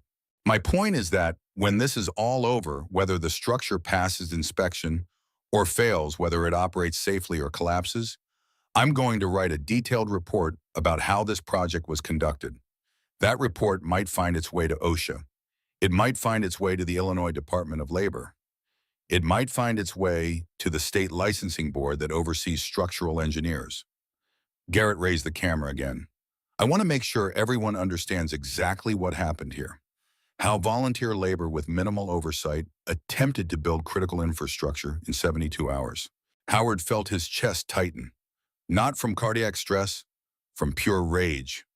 You're threatening to file regulatory complaints because I cost you a contract. I'm documenting a project that I believe represents unsafe construction practices. If that documentation leads to regulatory inquiries, that's a consequence of your choices, not mine. Garrett, is there thing specific you want? Because I have a concrete pour starting in 10 minutes and a state inspection in 3 hours. I don't have time for whatever game you're playing. Garrett put the camera away and pulled a folded document from his jacket pocket. I'm not playing a game, Howard. I'm protecting my son's interests. This document is a notice of intent to file for emergency custody modification. I'm filing it with the court Monday morning. The basis for the filing is that Claire's judgment has become compromised due to her close association with you and your increasingly reckless behavior. The ramp project is Exhibit A. Your cardiac condition and refusal to follow medical advice is Exhibit B. The financial instability of the farm operation is Exhibit C. Howard stared at the document. You're using this project to try to take Dylan away from Claire. I'm using this project as evidence that Claire's living situation and support system are unstable. The court will make its own determination about custody. I'm just providing the facts. Get off this property, Garrett. I'm on co-op property, not your property, and Cassidy gave me permission to observe. I'll leave when I'm finished documenting. Garrett walked back to the Yukon and drove to a position about 50 yards away where he had a clear view of the entire worksite. He positioned himself to watch and photograph the final 3 hours of work before the state inspection. Earl walked over to where Howard stood. What did he say? He's filing for emergency custody modification Monday morning, using this project as evidence that Claire's judgment is compromised. That's complete. Earl stopped himself. Howard, Garrett's trying to get in your head. He's trying to make you angry and distracted during the most critical phase of the build. Don't let him do that. I'm not letting him do anything. He's doing it whether I let him or not. Then ignore him. Focus on the work. The best way to defeat Garrett is to complete this project successfully and prove that his concerns were unfounded. If the ramp passes inspection and operates safely, his custody filing has no foundation. Howard nodded slowly. You're right. Let's finish this. The concrete pour started at 2:03 p.m. Miles had ordered 6 yards of concrete from a ready-mix supplier in Watseka. The concrete truck arrived at 2 p.m. and backed up to the gravity pit. The concrete was a standard structural mix with fiber reinforcement for crack resistance. Miles supervised the pour personally using a vibrating tool to eliminate air pockets and ensure proper consolidation. The concrete flowed into the pit and over the angled template, creating a smooth sloped surface at exactly 28 degrees. The pour was complete by 2:47 p.m. Now we wait, Miles said. Concrete needs 4 hours minimum before we can walk on it, 12 hours before we can put equipment on it. We're cutting it close on the timeline, but it'll work. At 3:15 p.m., Nash's crew completed the oak decking installation. Every board was in place. Every fastener was secured. The ramp surface was complete from ground level to the dump platform. Howard walked the entire length of the ramp, checking board spacing and fastener tightness. Everything looked good. At 3:42 p.m., Foster completed the final safety railing welds. The railings ran along both sides of the ramp and around three sides of the dump platform. They were constructed from 2-inch steel pipe, welded to vertical posts every 8 feet. The railings were 42 inches high, which was standard industrial safety height. Howard inspected every railing weld. Foster's work was consistently excellent. Clean beads, full penetration, no defects. The railings would hold if a vehicle made contact with them, which was the safety standard they needed to meet. At 4:17 p.m., Howard was conducting a final walkthrough of the entire structure when his phone rang. The caller ID showed Claire. "Dad, I need you to come home right now." Howard looked at his watch, 4:17 p.m. The state inspector was arriving in 43 minutes. "Claire, I can't leave. Norris Fletcher is inspecting at 5 o'clock. If I'm not here, he might consider the engineer of record unavailable and delay the certification." "Dad, Garrett's here. He came to the house with papers from his lawyer. He's threatening to file for emergency custody modification Monday morning. He's claiming I'm unstable and that Dylan's being exposed to unsafe conditions because of you in this ramp project. He's saying if you don't stop the construction immediately and issue a public statement accepting responsibility for endangering the community, he'll file the motion and push for immediate supervised visitation restrictions." Howard closed his eyes. Of course Garrett was doing this now. Of course he was creating maximum pressure at the exact moment when Howard couldn't respond. 43 minutes before the state inspection. No time to drive home. No time to deal with Garrett face to face. No time to do anything except choose between family and community obligation. "Claire, where are you right now?" "I'm in the kitchen. Garrett's in the driveway. Mom's here. Dylan's upstairs in his room. He knows something's wrong, but he doesn't know what." "Put Mom on the phone." There was a pause, then Margaret's voice. "Howard Garrett Voss is standing in our driveway with a legal document claiming Claire is an unfit mother because she's exposing Dylan to the unsafe environment of your construction project. He says he's been documenting the project for 2 days. He says he has photos and statements that prove you're operating recklessly. He's demanding that you immediately cease work, issue a public statement accepting responsibility for endangering the community, and acknowledge that the project should have been handled by licensed professionals." "Margaret, what happens if I do what he's asking?"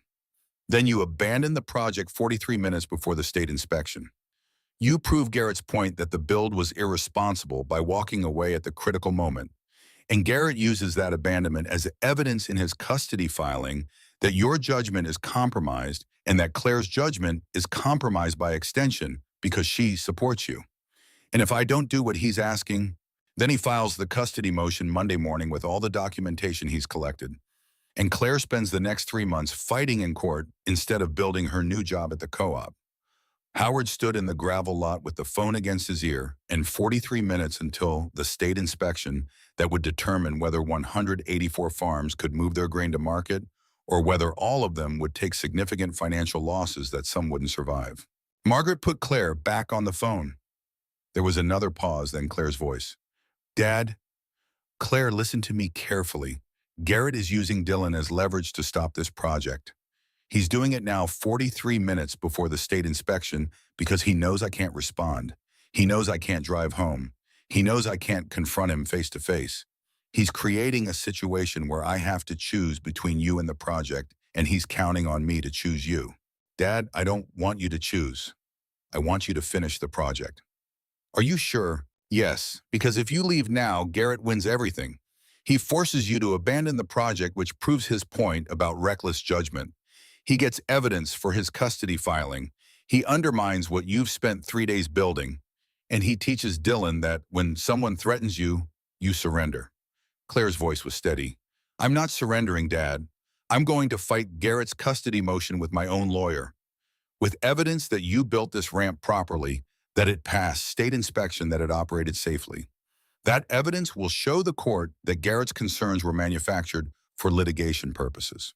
Claire, that's going to be expensive. Lawyers, court fees, expert witnesses. Then I'll borrow money. I'll work extra shifts. I'll do whatever it takes. But I won't let Garrett use threats to control my life anymore." She paused. Dad, you taught me something these past 3 days. You taught me that you show up when it matters, that you don't quit when things get hard, that you do what needs to be done even when it's difficult and scary. I'm applying that lesson right now. I'm showing up for my son. I'm not quitting. Howard felt his throat tighten. I'm proud of you, Claire. Finish the project, Dad. Pass the inspection. Prove Garrett wrong. Howard ended the call and stood holding the phone. Earl walked over. Problem. Garrett went to the house. He's threatening Claire with immediate custody modification if I don't abandon the project right now. What did Claire say? She told me to finish the project, to pass the inspection, to prove him wrong. Earl looked at Howard for a long moment. Your daughter's tougher than Garrett expected. She's tougher than I expected. At 4:58 p.m., Norris Fletcher's white Ford F-150 pulled into the gravel lot. He parked near the base of the ramp and climbed out carrying the leather portfolio. Howard walked to meet him with the other 6 cross-brand club members following. Mr. Brennan, I'm here to conduct the final inspection of the temporary drive-over ramp structure. The structure is ready for inspection, Norris. Norris pulled a checklist from his portfolio. The inspection will cover structural frame integrity, welded connection quality, decking installation, and fastening safety railings, gravity pit dimensions, and concrete work, access, angles, and approach transitions, load distribution and foundation stability, and overall compliance with CFR 1910.272 grain handling provisions. The inspection will take approximately 90 minutes. I'll document every element. If the structure passes, you receive operational certification effective immediately. If it fails, I'll document the deficiencies and you'll have tonight to make corrections before we re-inspect at 6 a.m. Saturday. Understood. Norris began the inspection at 5:01 p.m. He started at the foundation, examining each primary I-beam connection with a magnifying glass and a bright LED flashlight. He was looking for weld defects, cracks, porosity incomplete, fusion undercut overlap. Any defect that could compromise the structural integrity of the connection. He spent 17 minutes on the foundation welds. He took photographs. He made notes on his checklist. He didn't speak except to occasionally ask Howard technical questions about the design calculations or the material specifications. At 5:18 p.m., Norris moved to the oak decking. He measured board spacing with his steel tape measure, checking multiple locations across the ramp surface. He checked fastener installation, looking for stripped screw heads or improperly seated lag bolts. He walked the entire length of the ramp, bouncing slightly on each step to test for flex or loose boards. At 5:47 p.m., Norris examined the dump platform and the safety railings. He checked railing height. He checked railing strength by pushing hard against the top rail. He checked the spacing between railings to ensure a person couldn't accidentally fall through. He examined the gravity pit opening to verify it was properly positioned and dimensioned. At 6:02 p.m., Norris measured the ramp grade using a digital inclinometer. He took readings at 10 different points along the ramp length. Every reading came back between 11.8 and 12.2% grade, within acceptable tolerance. At 6:14 p.m., Norris examined the gravity pit concrete work. The concrete was still curing and couldn't be walked on, but Norris could verify the angle visually and check the surface quality. He knelt at the edge of the pit and used his inclinometer to measure the feed angle, 28.1 degrees, exactly as specified. At 6:24 p.m., Norris pulled his white F-150 onto the approach transition and drove up the ramp at normal speed. The truck weighed approximately 6,400 pounds. The oak decking didn't flex visibly. The I-beam structure didn't shift. Norris drove to the dump platform, stopped the truck, engaged the emergency brake, and climbed out. He walked around the platform, checking for any signs of stress or movement. He examined the railings from the elevated position. He looked down into the gravity pit to verify alignment between the pit opening and the dump position. Then he climbed back into the F-150 and drove back down the ramp. At 6:31 p.m., Norris returned to where Howard and the other 6 men stood waiting at the base of the ramp. The October sun was setting.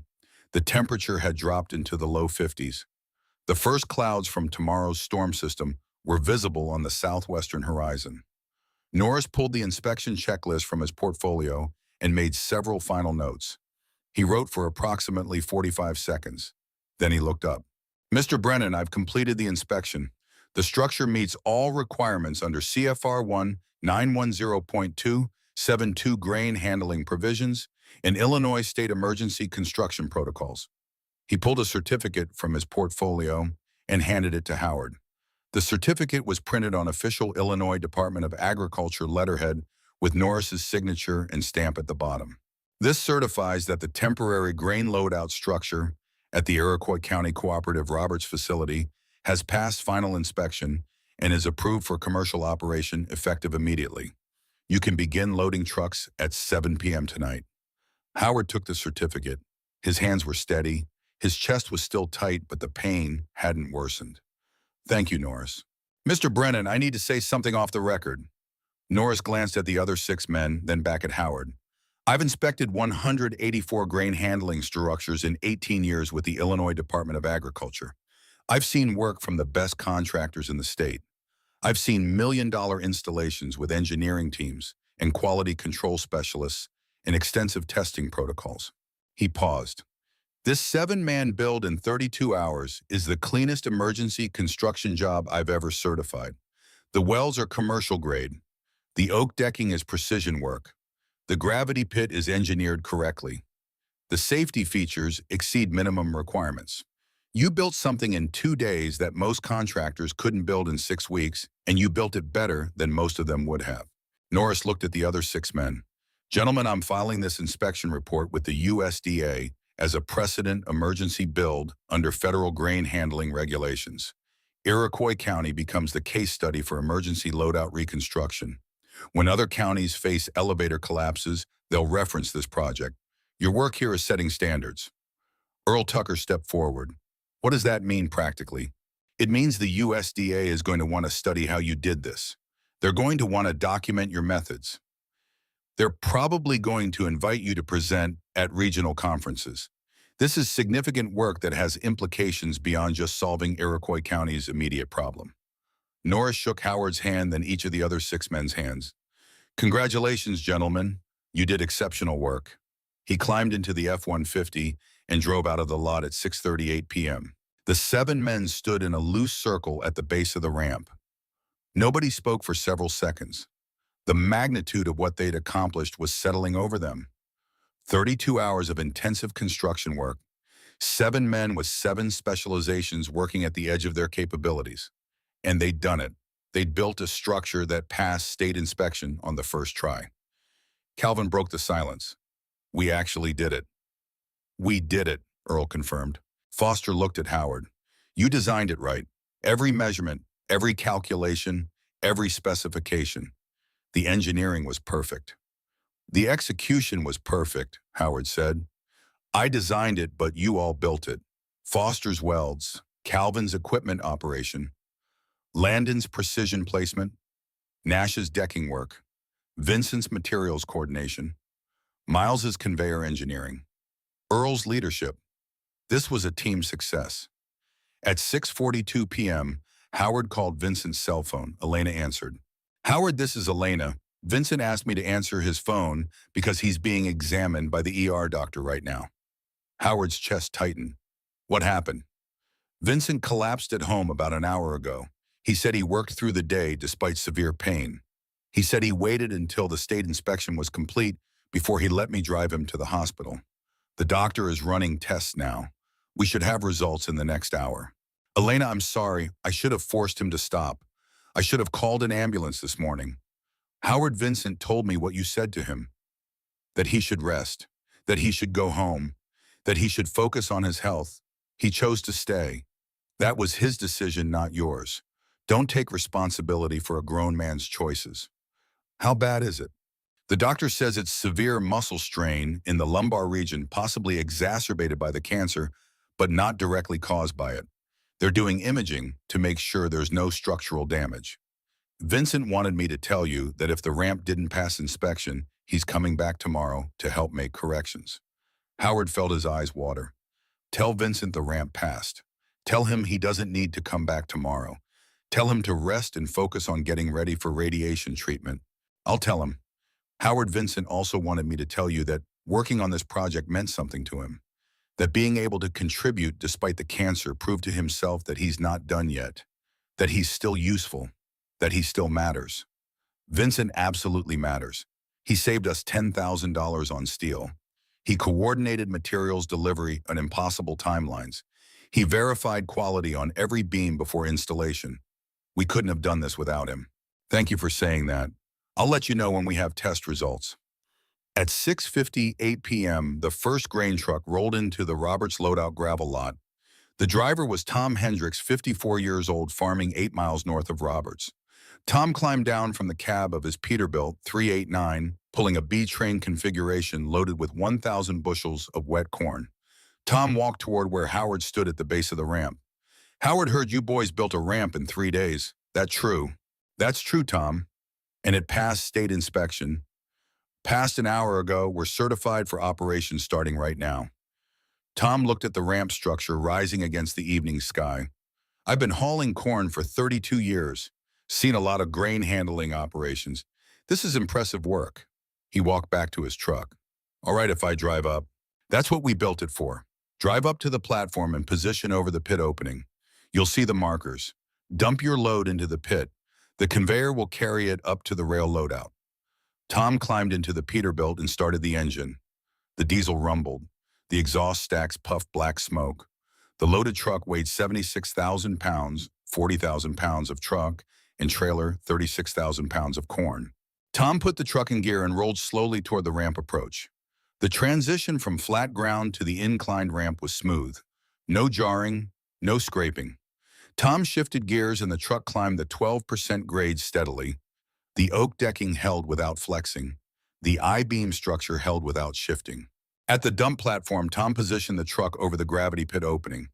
The pit markers were clearly visible. Tom aligned the truck carefully, then engaged the dump hydraulics. The trailer bed rose. The tailgate opened. 1,000 bushels of wet yellow corn poured out in a sustained flow lasting 42 seconds. The corn dropped through the pit opening and landed on the 28-degree concrete angle Miles had poured that afternoon. The corn flowed smoothly into the conveyor feed that Miles had installed during the final inspection.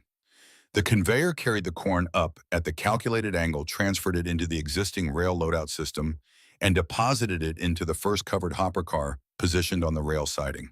When Tom's truck was empty, he closed the tailgate and drove back down the ramp. The entire loading operation from entry to exit took 6 minutes and 14 seconds. Tom pulled up beside Howard and climbed down from the cab. "That's the smoothest dump operation I've done all season. The ramp grade is perfect. The platform positioning is perfect. The pit alignment is perfect. You boys did professional grade work." "Thank you, Tom. Appreciate you being the first truck through." "Happy to be first. You just saved 184 farms from serious financial losses. That deserves to be acknowledged." A second truck pulled into the lot behind Tom, then a third, then a fourth. The word had spread through the farming community that the Roberts ramp was operational. Trucks were arriving from across 3 townships to dump their corn before Saturday's rain. By 9:47 p.m., 22 trucks had dumped through the temporary ramp. 22,000 bushels of corn loaded into the first 6 covered hopper cars on the rail siding. The operation was running smoothly. No equipment failures, no structural problems, no safety incidents. Margaret and the Roberts Volunteer Fire Department Auxiliary had set up the food service tent at 7 p.m. and were running coffee and sandwiches continuously. The October night was cool but not cold. Temperature in the mid-40s. Clear sky, stars visible. No sign yet of tomorrow's rain system. Claire arrived at 10:15 p.m. in her Honda Civic. She'd left Dylan with a neighbor. She walked across the gravel lot toward where Howard stood near the ramp structure, supervising truck operations. "Dad?" Howard turned. "Claire, what are you doing here?" "I wanted to see it, the ramp, the project that Garrett's been threatening to use against us." She looked at the structure rising against the night sky. Trucks rolling up and down, the steady rhythm of dump operations. "It's beautiful. It's functional. Beauty wasn't the goal. Dad, you built something that solved a real problem. Something that helps people. Something that works. That's beautiful." Claire paused. "Garrett called me 2 hours ago." "What did he say?" "He said he spent the afternoon documenting the state inspection. He said he has photos of Norris Fletcher examining the structure and issuing the certification. He said those photos prove that the project was conducted properly with appropriate oversight. She looked at her father. Then he said he's withdrawing the custody modification motion. He said after watching the project from start to finish, he realized his concerns were unfounded. He said he was wrong about you and wrong about the project. Howard stared at his daughter.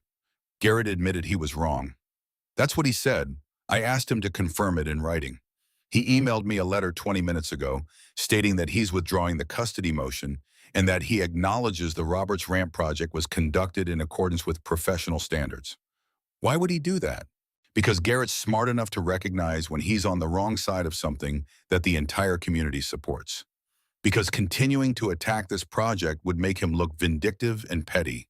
Because backing down gracefully is better than losing a custody fight that was never really about Dylan's safety.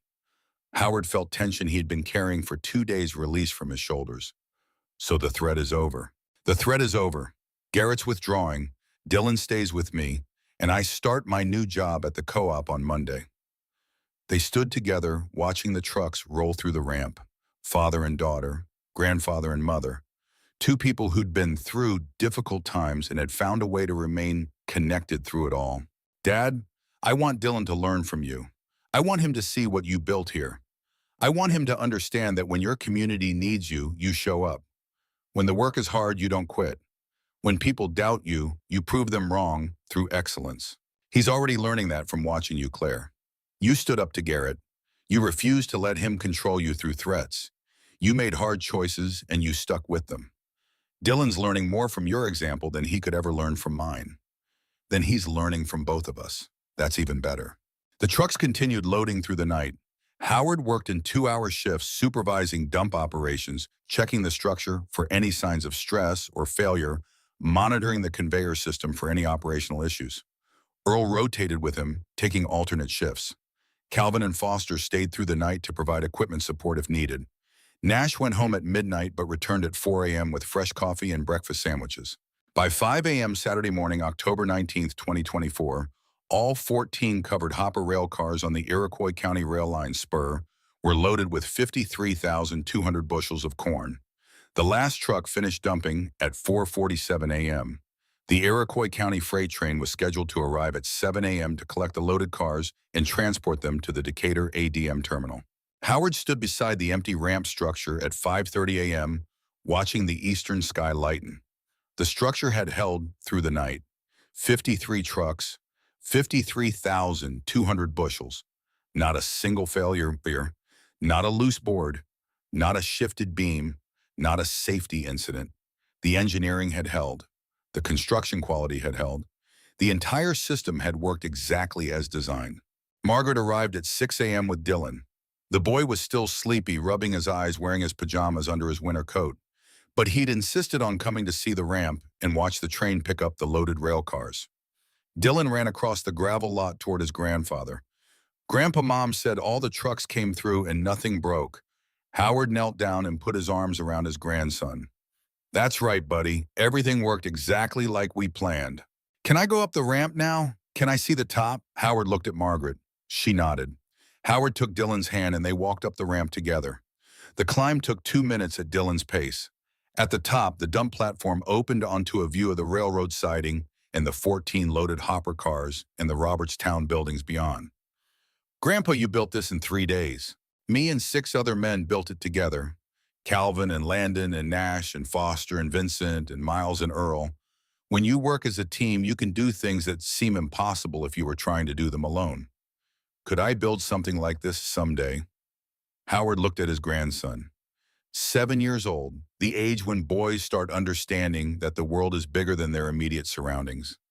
The age when they start imagining their place in that larger world. Dylan, you can build anything you set your mind to.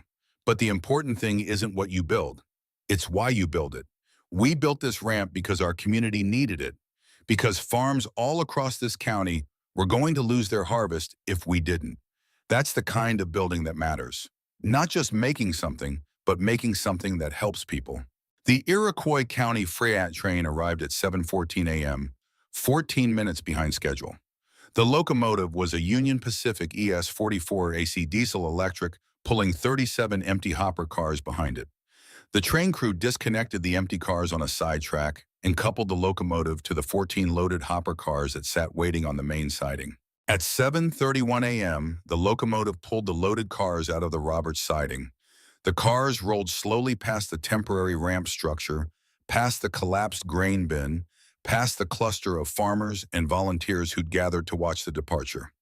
The cars would travel south through Champaign and Decatur, arriving at the ADM terminal by late afternoon. The corn would be unloaded, weighed, graded, and sold into the commercial grain market. 53,200 bushels at $4.62 per bushel. Total value $245,784 distributed across the 53 farms whose trucks had dumped through the temporary ramp during the previous 12 hours. The rain arrived at 8:47 a.m. Saturday morning. Dark clouds rolled in from the southwest. The first drops fell at 8:51 a.m. By 9 a.m. it was raining steadily. By noon, 2.4 inches had fallen across Iroquois County. The rain continued through the afternoon and into the evening. By the time it stopped at 10:14 p.m. Saturday night, total accumulation measured 2.6 inches. But every bushel of corn was already on rails heading toward Decatur. None sat in wet piles on the ground. None spoiled in the rain. The temporary ramp had accomplished exactly what it was designed to accomplish, keeping the grain moving through the harvest window despite the elevator collapse. Sunday morning, October 20th, 2024. Howard woke at 7 a.m. to sunlight streaming through the bedroom window. The rain had passed during the night. The day was clear and cool. He lay in bed for several minutes, not moving, assessing how his body felt. His chest was still tight. The tightness was unchanged from Thursday and Friday. It hadn't gotten worse despite 3 days of intensive physical activity and high stress. That was good. That meant he probably hadn't pushed his cardiac condition past the point of no return. But the tightness was still there, a reminder that his heart was damaged and that ignoring Dr. Holbrook's advice carried real consequences. His shoulders ached from the welding work he'd done on Thursday, despite promising Margaret he'd only supervise. His legs were sore from standing on concrete and gravel for extended periods. His lower back was tight from bending and reaching and working in awkward positions. He felt exactly like a 64-year-old man with a cardiac condition who just spent 3 days doing physical labor that his doctor had explicitly told him not to do. But he was alive, and the ramp was standing, and 184 farms had moved their corn to market. Margaret stood beside him. "How do you feel?" "Like I'm 64 years old and I just built a grain elevator ramp in 3 days." "Howard, that's not funny." "I'm not trying to be funny. I'm trying to say I feel exactly how I should feel after what we just did. Tired, sore, but alive." Margaret sat up and looked at him. "You scared me. For 3 days every time you came home, I didn't know if it was going to be the last time you came home healthy." "I know. I'm sorry." "Don't you?" said continue 0922. Claude responded, be sorry. Just don't do it again." "I can't promise I won't do it again. If another emergency comes up, if the community needs the Cross Brand Club, we'll respond. That's what the club exists for. Then next time you let someone else be the engineer of record. Let Earl do it. Let Vincent do it when he's healthy again. You supervise from a distance. You consult, you advise. But you don't spend 3 days on site doing the physical labor." "That's fair. I can agree to that." They lay in bed together, watching the sunlight move across the ceiling. The house was quiet. Claire and Dylan were still asleep. The day stretched ahead with no immediate demands, no urgent deadlines, no crisis requiring immediate response. At 9:23 a.m., Howard's cell phone rang. The caller ID showed Carl Hospital. His chest tightened immediately. Vincent. This had to be about Vincent. "Mr. Brennan, this is Dr. Sarah Winters from Carl Hospital. Oncology. I'm calling about Vincent Shaw. Mr. Shaw wanted me to contact you directly with an update on his condition." "How is he?" "Mr. Shaw was admitted Friday evening with severe lower back pain. We completed full imaging and blood work overnight. The cancer has not metastasized beyond the initial diagnosis site. That's good news. The pain he experienced was severe muscle strain in the lumbar region, likely caused by physical exertion, compounded by the effects of hormone therapy on muscle tissue and bone density. Is the muscle strain serious? It's painful but not permanently damaging. We're keeping him for observation through today. He should be discharged tomorrow with pain management medication and strict instructions to avoid heavy physical activity for the next 3 weeks. His prognosis for the cancer remains stable. The radiation therapy scheduled for November should proceed as planned. Thank God. Mr. Shaw also asked me to give you a specific message. He said, and I'm quoting here, "Tell Howard I'll be back for the next cross-brand club emergency as soon as the doctor clears me for work." Howard smiled. "Tell Vincent I'm holding him to that. Tell him the club will be ready when he's healthy." At 10:47 a.m., Cassidy Porter called Howard's cell phone. "Howard, the co-op board met at 8 this morning. We need to talk about the ramp and about compensation for the cross-brand club." "What about the ramp?" "The board voted to lease the temporary ramp from the cross-brand club for $4,200 per month from October 2024 through June 2025. The permanent replacement bin won't be completed until next summer. We need the ramp operational through the entire fall and spring marketing season." Howard was quiet doing the math. 9 months at $4,200 per month was $37,800. Materials cost was $24,820. Net profit to the club would be $12,980. "Cassidy, that's very generous. The club wasn't expecting ongoing compensation. We did this as an emergency response."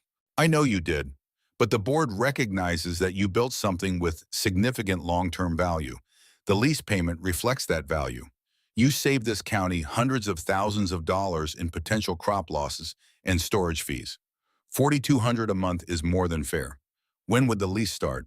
"It started Friday evening when the first truck dumped through the ramp, so you've already accrued 2 days of lease payments. The first check will be cut on Monday for the full October payment of $4,200. The club appreciates that, Cassidy.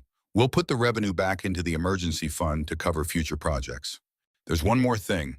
The board wants to formally thank the Cross Brand Club. We're planning a recognition dinner next month. The whole community, everyone who contributed to making the emergency response work. Will you and the other members attend? I'll talk to Earl. I'm sure we'll be there." At 2 p.m. Sunday afternoon, Earl Tucker drove out to the Roberts loadout in his silver Chevy Silverado 2500 with Ruth in the passenger seat. The rain had stopped. The temporary drive-over ramp sat against the rail spur oak decking, still dark with moisture, steel I-beams, showing the beginning of surface oxidation that would need treatment before winter. Howard met Earl in the gravel lot. "Earl, Howard, Ruth wanted to see the ramp." Ruth climbed out of the truck. She was 63 years old, retired school teacher, married to Earl for 41 years. She taught 3rd grade at Roberts Elementary for 34 years before retiring in 2021. She taught Claire. She was currently teaching Dylan. She knew 3 generations of Iroquois County families. Ruth walked toward the ramp structure and stood looking at it for a long moment. The structure rose 84 feet from ground level to the dump platform. Steel and oak, functional and solid, built by 7 men in 3 days to save 184 farms from financial disaster. "Earl told me what you built here. I didn't believe it was possible until I saw it with my own eyes. It was 7 men working together, Ruth, not just me. 7 men led by you." Ruth turned to face Howard. "Earl also told me what you said about Marcus, that Marcus would be proud of what the Cross Brand Club has become. Marcus understood what this kind of work meant, why it mattered. He believed farming was about more than individual operations. It was about community and mutual support." Ruth's eyes were damp. "Marcus was 28 when he died. Sometimes I think about all the things he didn't get to do, didn't get to have children, didn't get to see his parents grow old, didn't get to build the kind of life he was planning." She paused. "But then I see something like this ramp, and I realize Marcus's beliefs didn't die with him. They're alive in the Cross Brand Club, in the work you and Earl and the others do. Marcus's legacy isn't what he built himself. It's what he inspired other people to build." That's a good way to think about it, Ruth. Thank you for saying what you said to Earl about Marcus being proud. That meant something to both of us. Earl and Howard walked to the base of the ramp and stood looking up at the structure. The afternoon sun broke through the residual clouds, illuminating the wet oak decking. Howard, what happens now? Cassidy's leasing the ramp through June, $4,200 a month. The club nets almost $13,000 in profit after materials costs. That's substantial revenue. It's more than revenue, Earl. It's validation that what we built has genuine value, that the cross-brand club can do professional-grade work that sustains itself financially while serving community needs. Earl was quiet for a moment. Norris Fletcher said the state's filing this as a precedent build. He said other counties will reference it when they face similar emergencies, which means the next time an elevator collapses somewhere, they might call us. The Cross Brand Club just became a regional emergency response resource, not just a local mutual aid organization. You realize what that means. We're not just helping our neighbors anymore. We're setting standards, creating models, teaching other communities how to solve their own infrastructure problems. That was always Marcus's vision, wasn't it? That farmers with skills and resources have a responsibility to use those assets for more than just individual profit. That we should be strengthening the agricultural community as a whole. That's exactly what Marcus believed. He'd be proud of what we accomplished here. They stood in silence for a moment, watching a few lingering trucks roll past on Route 49. The harvest was nearly complete across Iroquois County. Most farms were wrapping up their operations for the season. The temporary ramp would see less traffic over the next few weeks, then pick up again in the spring when stored grain started moving to market. Earl, I got a call from the USDA this morning. What did they want? They're designating the Roberts Ramp as a case study in emergency agricultural infrastructure response. They're publishing documentation as a best practice model for rural communities. And they want the Cross Brand Club to present the project at the National Grain Elevator Convention in Kansas City next March. Earl looked at Howard. The National Grain Elevator Convention. That's industry professionals, state officials, USDA administrators. That's what it is. And they want us to present our methods and our results and our lessons learned. They want other communities to understand how 7 farmers with equipment and determination solved a problem that a licensed contractor quoted 6 weeks and $148,000 to complete. Are you going to accept? I think we should. I think the other 6 men should have a say in the decision, but my recommendation is that we accept. Because this is bigger than just building a ramp in Roberts. This is about demonstrating what's possible when rural communities take ownership of their own infrastructure challenges instead of waiting for government programs or corporate contractors. Earl nodded slowly. I agree. We should present. This is about showing other people what they can accomplish if they organize and commit. Monday morning, October 21st, 2024. Howard was in the machine shed working on routine equipment maintenance when his cell phone rang. The caller ID showed a 202 area code. Washington, D.C. This is Howard Brennan. Mr. Brennan, this is Kelsey Morrison from the United States Department of Agriculture Agricultural Marketing Service. I'm calling regarding the emergency grain loadout structure your team constructed in Roberts, Illinois. Yes, ma'am. Mr. Brennan, we've received the inspection documentation from Illinois Department of Agriculture, Inspector Norris Fletcher. We've also reviewed the construction timeline, the materials, specifications, the safety protocols, and the operational results. The USDA is designating your project as a national case study in emergency agricultural infrastructure response. We appreciate that recognition. The designation means we'll be publishing your documentation as a best practice models for rural communities facing grain handling emergencies. The materials will be distributed to state agricultural departments, cooperative extension services, and grain handling operations across the country. We expect significant interest from other counties that have aging infrastructure and limited emergency response capabilities. That's good to hear. Additionally, we'd like to invite you and the Cross Brand Club members to present your project at the National Grain Elevator Convention in Kansas City, Missouri in March 2025. The convention draws approximately 1,500 attendees from across the grain handling industry.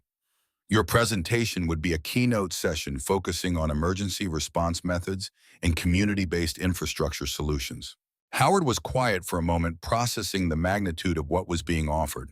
The National Grain Elevator Convention was the premier professional gathering for the grain handling industry. Presenting there meant speaking to an audience of industry experts, equipment manufacturers, state regulators, and agricultural business leaders. It meant the cross-brand club's work would reach far beyond Iroquois County.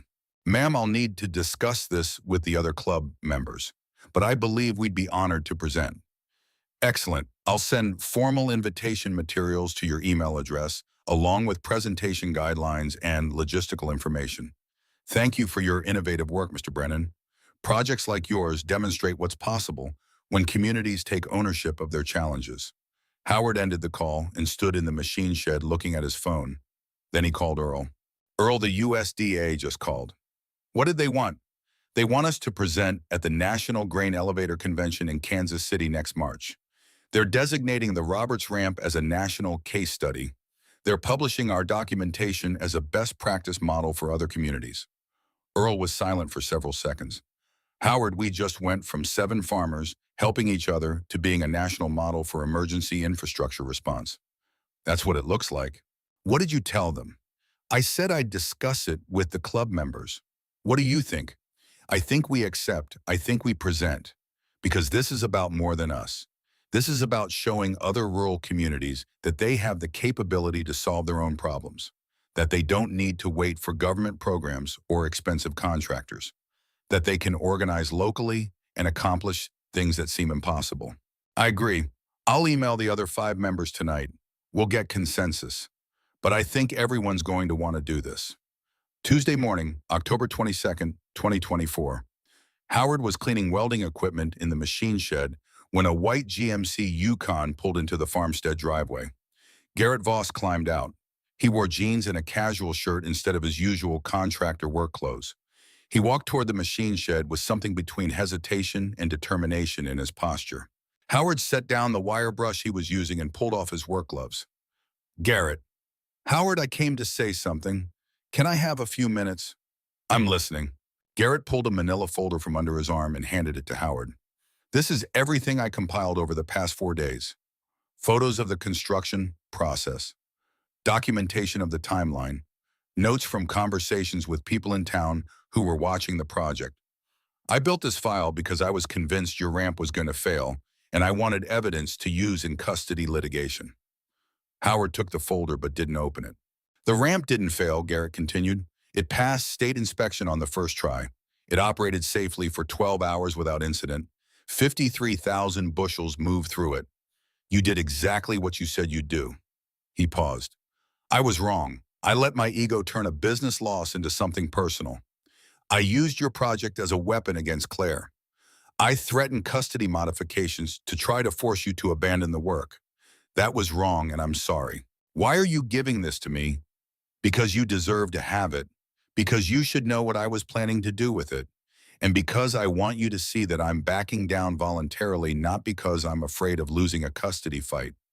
Garrett extended his hand. I'm withdrawing the custody motion. I'm acknowledging in writing that the Roberts Ramp project was conducted properly. I'm apologizing to you and to Claire for using Dylan as leverage. I'm sorry, Howard. Howard looked at Garrett's extended hand. The man who'd made Claire's life difficult for 5 years. The man who'd threatened his daughter and grandson to try to undermine the ramp project. The man who was now standing in Howard's machine shed apologizing. Howard shook Garrett's hand. Apology accepted. One more thing. I'm recommending Voss Construction's clients to consider you for future emergency projects. I'm telling them that if they face infrastructure failures, the Cross-Brand Club can respond faster and more effectively than traditional contractors. I'm doing this because it's the right thing to do and because your work deserves recognition. I appreciate that, Garrett. Garrett walked back to the Yukon and drove away. Howard stood holding the manila folder. Inside were printed photos of the construction process, timeline documentation, witness statements, everything Garrett had compiled to use as evidence that the project was reckless and dangerous. Howard walked into the house and handed the folder to Margaret. Garrett came by. What did he want? To apologize, to withdraw the custody threat, to acknowledge he was wrong. Margaret opened the folder and looked through the contents. Photos of the foundation work, photos of the I-beam installation, photos of the state inspection. He documented everything. He was building a case to use against us. Then he realized the case had no foundation because we did the work properly. Sometimes people surprise you. Sometimes they do. Wednesday morning, October 23rd, 2024. Nash Aldridge pulled into the Brennan farmstead at 7 a.m. in his silver GMC Sierra. Howard was loading firewood onto a trailer for winter. Nash climbed out of the truck and walked over. "Howard, you got a minute?" "Sure, Nash. What's on your mind?" Nash looked at the ground, then at Howard. This was difficult for him. Howard could see it in the tension around his eyes, the way he was holding his shoulders. "The boundary dispute, the survey, the 5 acres, you were right. The survey was accurate. The land was yours. I knew that the day the report was filed." Nash paused. "I blamed you for my son having to leave school. Treated you like you'd done something wrong when all you did was verify your property boundaries.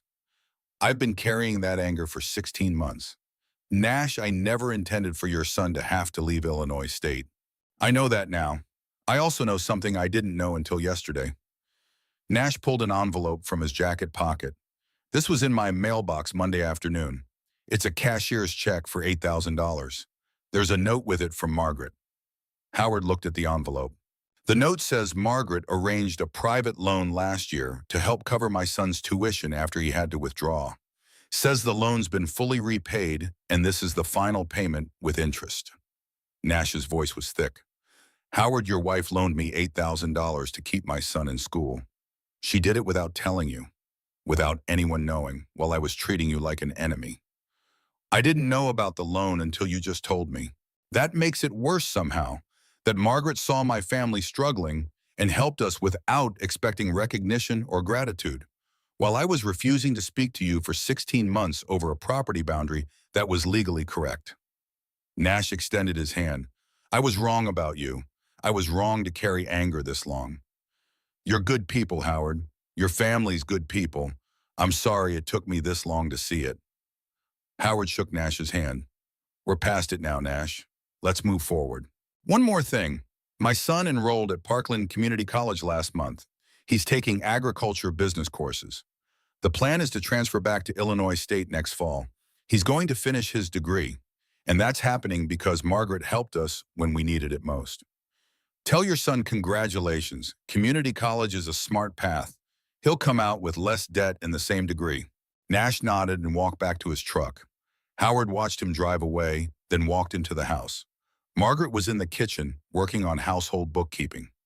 "Nash just left," Howard said. Margaret looked up from her ledger. "What did he want?" "To tell me you loaned his family $8,000 last year for his son's tuition. Why didn't you tell me?" "Because I knew you'd say yes if I asked, so I just did it. The boy needed help.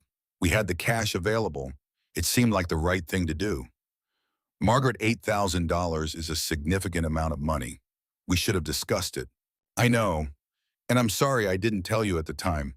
But watching that boy drop out of school because of a property boundary dispute that was technically correct but humanly painful, I couldn't just stand by." She set down her pen. "Sometimes the right thing to do is obvious, and you just need to do it without overthinking." Howard sat down across from her at the kitchen table. "You're a better person than I am." "That's not true. You spend 3 days building a ramp to save 184 farms. You put your health at risk to help your community. We're both doing our best to help where we can. I love you. I love you too. Now go finish loading that firewood. Winter's coming and we need to be ready." Friday afternoon, October 25th, 2024. Howard was in the machine shed teaching Dylan basic tool identification. The boy was 7 years old, too young for welding equipment or power tools, but not too young to learn the names and purposes of hand tools. "This is a ratchet," Howard said, holding up the tool. "It lets you tighten and loosen bolts without removing the socket after every turn.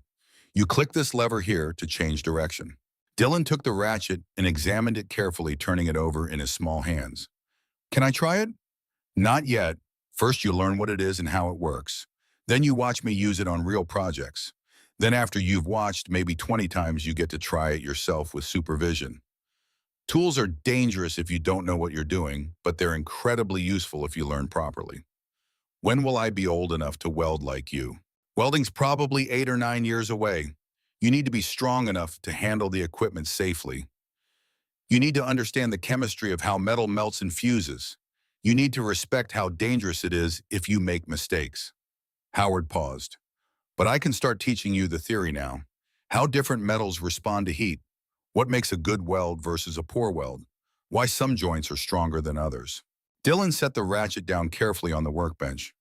Grandpa, when you built the ramp, did you know it was going to work? Howard thought about the question. How do you explain an uncertainty and calculated risk to a 7-year-old? How do you convey that sometimes you have to act without guarantees? I knew the math was right. I knew the engineering was sound based on the calculations I did. But I didn't know if we could build it fast enough. I didn't know if the weather would cooperate. I didn't know if something unexpected would go wrong. So no, I didn't know for certain it would work. I just knew we had to try. Were you scared?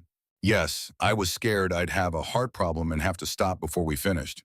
I was scared one of the other men would get hurt. I was scared the structure would fail state inspection and we'd have wasted 3 days of work. Fear is normal when you're doing something important and difficult. What did you do when you were scared? I kept working. I focused on the next task, the next measurement, the next weld, the next decision.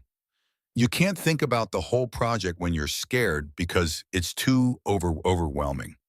You just think about the next small thing you need to do, and you do it, and then you think about the next small thing after that. Eventually you look up and realize you've completed something big by doing a lot of small things properly.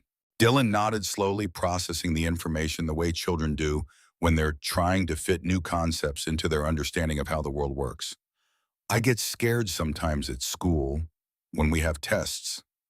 What do you do when that happens? Mom says to answer one question at a time. Don't think about all the questions. Just answer the one in front of me, then move to the next one. That's exactly right. Your mom's teaching you the same lesson. Big, scary things become manageable when you break them into small pieces. Claire appeared at the machine shed door. Dylan, time to wash up for dinner. Dylan ran toward his mother. Claire watched him go, then looked at Howard. Thanks for spending time with him, Dad. He looks up to you. He's a good kid. You're raising him well. We're raising him well. You and Mom and me together. She paused. I got some news today. I passed the probation period at the co-op. Cassidy's making my position permanent. Full benefits starting December 1st. Howard felt relief wash through him. That's excellent news, Claire. Cassidy also told me I'm getting a raise. The board approved an increase to $52,000 annual salary. That's enough that I can start looking at renting my own place. Maybe by spring, Dylan and I can move into our own house. You don't have to rush out of here. This is your home as long as you need it. I know, and I'm grateful, but Dylan and I need our own space. We need to rebuild our independence. Moving in here after the divorce was necessary. Moving out when we're ready is also necessary. I understand. Just know the door is always open if you need to come back. Thanks, Dad. Sunday morning, November 3rd, 2024. The Roberts Community Center was packed with approximately 250 people for the Cross-Brand Club recognition dinner. The co-op board had organized the event to formally acknowledge the 7 men who'd built the temporary ramp. Long tables filled the main hall covered with white tablecloths and centerpieces made from autumn leaves and dried corn stalks. The smell of roast beef and mashed potatoes and fresh-baked rolls drifted from the kitchen. Howard sat at the head table with Margaret beside him. Earl and Ruth sat to his left. Calvin, Landon, Nash, Foster, Vincent, and Miles sat with their families at the same table. Vincent was moving easier now, 3 weeks past the muscle strain incident. The doctors had given him medical clearance to attend the dinner, but with strict instructions to avoid any physical exertion for another 2 weeks. Cassidy Porter stood at a podium near the front of the room. The crowd quieted as she began to speak. Thank you all for coming tonight. We're here to recognize 7 men who showed this community what's possible when people choose to act instead of waiting for permission or outside help. On October 16th, the Iroquois County Cooperative Grain Elevator collapsed. 184 farms lost their primary loadout facility. The nearest alternative was 32 miles away. The next rain was 3 days out.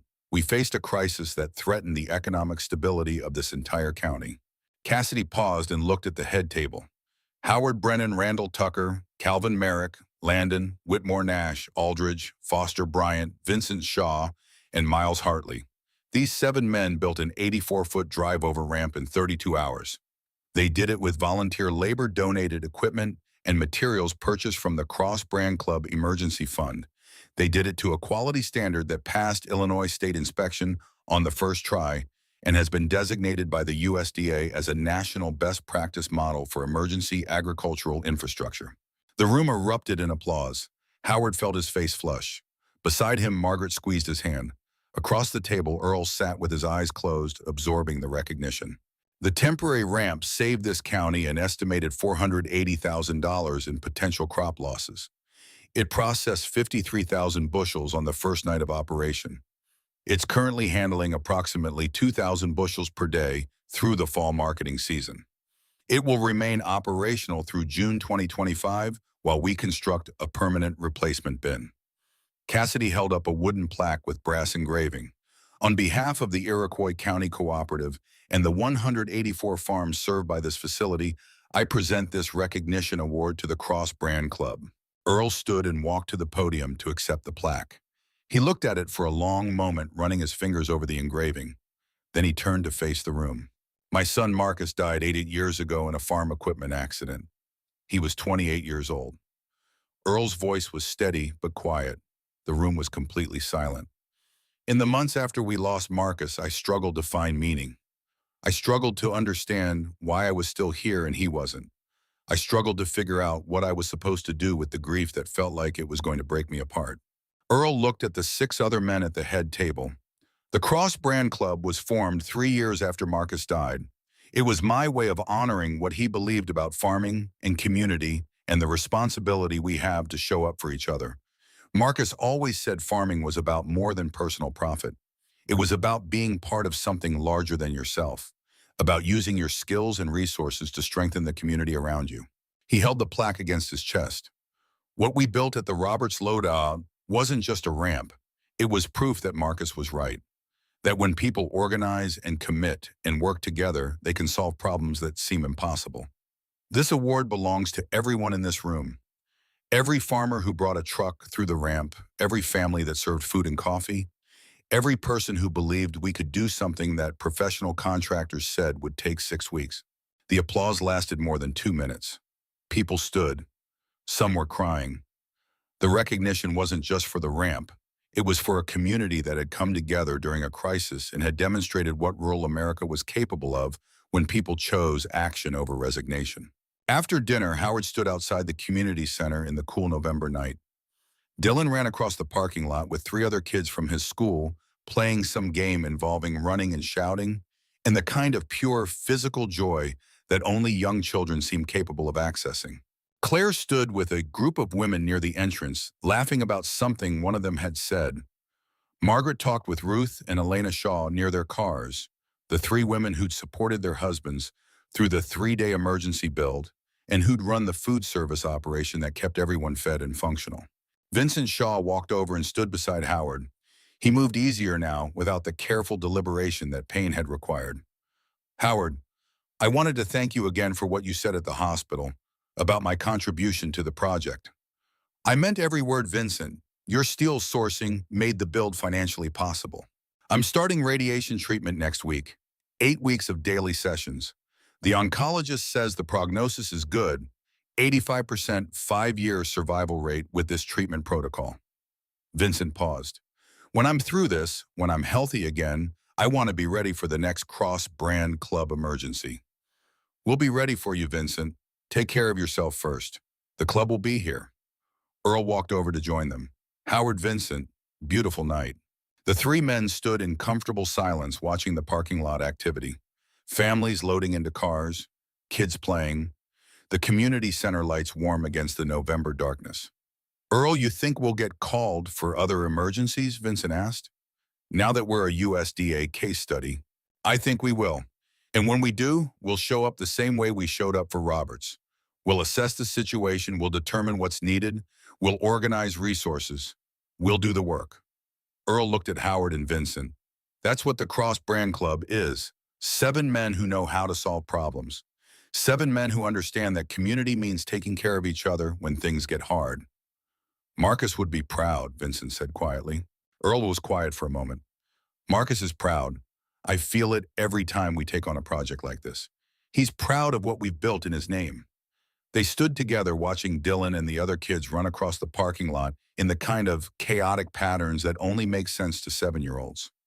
The future generation, the ones who would inherit whatever the current generation built or failed to build. That's why we do this, Howard said, not just for the farms that need help right now, but for those kids. So they grow up in communities that know how to take care of themselves. So they learn that when something breaks, you don't wait for someone else to fix it. You figure out how to fix it yourself. Monday morning, November 18th, 2024. Howard opened his email to find a message from the USDA Agricultural Marketing Service. The subject line read, National Grain Elevator Convention. Presentation, details, and travel information. The email contained detailed information about the March 2025 convention in Kansas City.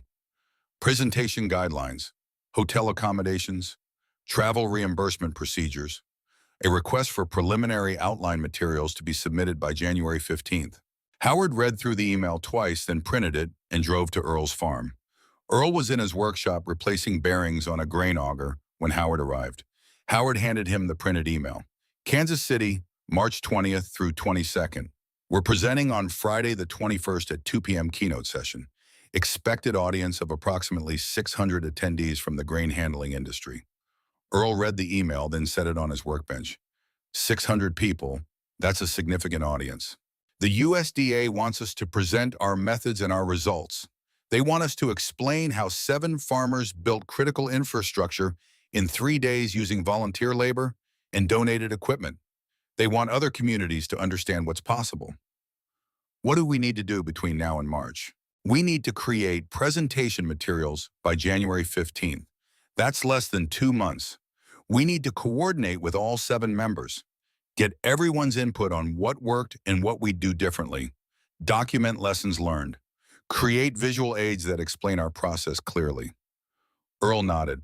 Vincent will be through radiation treatment by then. He can participate in the planning. The presentation is about more than us, Earl. It's about demonstrating a model. It's about showing other rural communities that they have the capability to solve their own infrastructure problems, that they don't need to wait for government programs or corporate contractors, that they can organize locally and accomplish things that seem impossible. That's what Marcus always wanted, for farmers to take control of their situations instead of being passive recipients of whatever solutions other people designed for them. Then we're carrying that vision forward. The Roberts Ramp is the proof of concept. The Kansas City presentation is how we teach other people to replicate what we did. Wednesday, December 11th, 2024. Howard stood in the Roberts loadout gravel lot watching grain trucks move through the temporary ramp. 2 months since the build. The structure was holding up well through regular use. The oak decking showed wear patterns where trucks drove most frequently, but the boards remained solid. The steel I-beams had been treated with rust inhibitor and repainted in November. The ramp was processing approximately 1,000 bushels per day through the late fall marketing period. Cassidy Porter walked over to where Howard stood. Howard, I wanted to update you on the permanent bin construction schedule. We've contracted with a builder out of Bloomington. They're starting foundation work in March. The new bin will be operational by mid-July. Larger capacity than the old bin. Improved structural design with better safety margins. Updated conveyor systems. That's good progress. The temporary ramp will stay in service through June. After the new bin opens in July, the ramp reverts to cross-brand club ownership per our lease agreement. What are you planning to do with it? Howard looked at the ramp structure. 84 feet of steel and oak that had saved 184 farms from financial disaster. We're going to dismantle it carefully. Store the components. Keep the I-beams and the oak decking in the conveyor system ready for rapid deployment. Because there will be another emergency somewhere, and when it happens, we'll have materials staged and ready to transport. You're building an emergency response inventory. Exactly. The Roberts build taught us what we need. Now we're maintaining those resources so the next response is faster and more efficient. We're becoming a legitimate emergency infrastructure resource for agricultural communities. Cassidy looked at the ramp. Howard, what you built here goes beyond physical infrastructure. You built a model for how communities can take care of themselves, how neighbors can solve problems together without waiting for outside assistance. That model has value that extends far beyond this one ramp. That's the goal, to show people what's possible when they organize and commit. Friday evening, January 10th, 2025. Howard sat at the kitchen table with Dylan helping the boy with a school project, second grade social studies. The assignment was to write about someone in the community who helps people. Dylan had chosen to write about his grandfather in the grain elevator ramp. "Grandpa, how do you spell engineering?" Howard spelled it out letter by letter. Dylan wrote carefully in his second grade handwriting, tongue between his teeth, in concentration. "What else should I write about the ramp? Explain why it mattered. Tell them that farms needed a place to take their corn, and the ramp solved that problem. Explain that 7 men worked together to build it in 3 days. Explain that when communities face problems, sometimes the solution comes from local people using their skills and resources to help each other." Dylan wrote for several minutes periodically asking Howard how to spell difficult words. Finally, he looked up. "Grandpa, when I grow up, can I be in the Cross Brand Club?" Howard felt something catch in his throat. The Cross Brand Club accepts new members when existing members retire or when we expand to include new specializations. If you develop skills the club needs, and if you demonstrate the values we care about, then yes, you could join eventually. What skills should I learn? That depends on what interests you. Some people are good with heavy equipment. Some people are good with fabrication and welding. Some people are good with engineering and design. Some people are good with logistics and planning. The club works because each person brings different expertise. Howard paused. But skills are just tools. What really matters is character. Being someone people can depend on. Being someone who shows up when things are difficult. Being someone who puts community needs ahead of personal convenience. "I can be dependable, Grandpa." "I know you can. I see it in you already." Claire appeared in the kitchen doorway. "Dylan, bedtime in 15 minutes. Finish your homework." Dylan groaned but kept writing. Claire walked over and read what he'd written. She looked at Howard with damp eyes. "This is beautiful, Dad. His teacher's going to love it. He's expressing himself well for a second grader. He's expressing it himself like someone who's been listening carefully to his grandfather. Learning what matters. Understanding that actions have meaning beyond immediate results." After Dylan went to bed, Howard sat with Margaret in the living room. The January night was cold and clear outside. The house was quiet. The day's work was finished. Dylan asked if he could join the Cross Brand Club when he grows up, Howard said. "What did you tell him?" "I told him membership depends on developing skills and demonstrating character. But I also told him I saw those qualities in him already." Margaret was quiet for a moment. "That boy worships you, Howard. Everything you do, he watches. Everything you say, he remembers. You're teaching him what it means to be someone who contributes meaningfully to his community." "I'm just showing him what my father showed me, what Earl's showing through the Cross Brand Club. That the work matters, that helping others matters, that showing up when you're needed matters. You built more than a ramp. You built something Dylan will carry with him for the rest of his life, an understanding that he's part of something larger than himself, that he has a responsibility to use his capabilities to strengthen his community." Saturday, March 15th, 2025. The Kansas City Convention Center Ballroom held approximately 600 people. The National Grain Elevator Convention was in its second day. Howard stood backstage with the other 6 Cross Brand Club members waiting to present their case study on the Roberts Emergency Loadout build. Earl wore a navy suit and tie, looking more formal than Howard had ever seen him. Calvin wore pressed khakis and a sport coat. Landon wore his Marine Corps dress blues with full decorations. Nash wore a dark suit with a bolo tie. Foster wore a gray suit and carried the leather portfolio containing presentation materials. Vincent wore a black suit looking healthy and strong after completing radiation treatment in December. Miles wore wire-rimmed glasses and a brown suit with a green tie. A official came backstage. "Gentlemen, you're on in 5 minutes. The crowd's been waiting for your presentation since the schedule was announced. Yours is the keynote case study everyone wants to hear." Howard looked at the other 6 men. "Everyone ready?" 6 nods. They'd spent the past 2 months preparing this presentation, creating slides, rehearsing content, coordinating who would speak about which aspects of the project. They'd practiced twice with Ruth and Margaret and the wives of the other men as a test audience. They were ready. They walked onto the stage together. The ballroom audience applauded. Howard stepped to the podium and pulled up the first presentation slide projected on the massive screen behind him. A photo of the collapsed grain bin at Roberts. The image showed the massive pile of spilled corn and the leaning concrete stave wall that had failed under the pressure of wet corn. On October 16, 2024, the Iroquois County Cooperative Grain Elevator at Roberts, Illinois, experienced catastrophic structural failure. 184 farms lost their primary loadout facility. The nearest alternative elevator was 32 miles away and operating at capacity. The next rain system was forecast to arrive in 72 hours. We faced an emergency that threatened significant crop losses across 3 townships. Howard advanced to the next slide, a technical drawing of the temporary ramp design showing steel I-beams, oak decking, gravity pit, and conveyor integration. 7 men with 7 different specializations recognized that pooling resources and working collaboratively could solve a problem that was impossible for individual operators.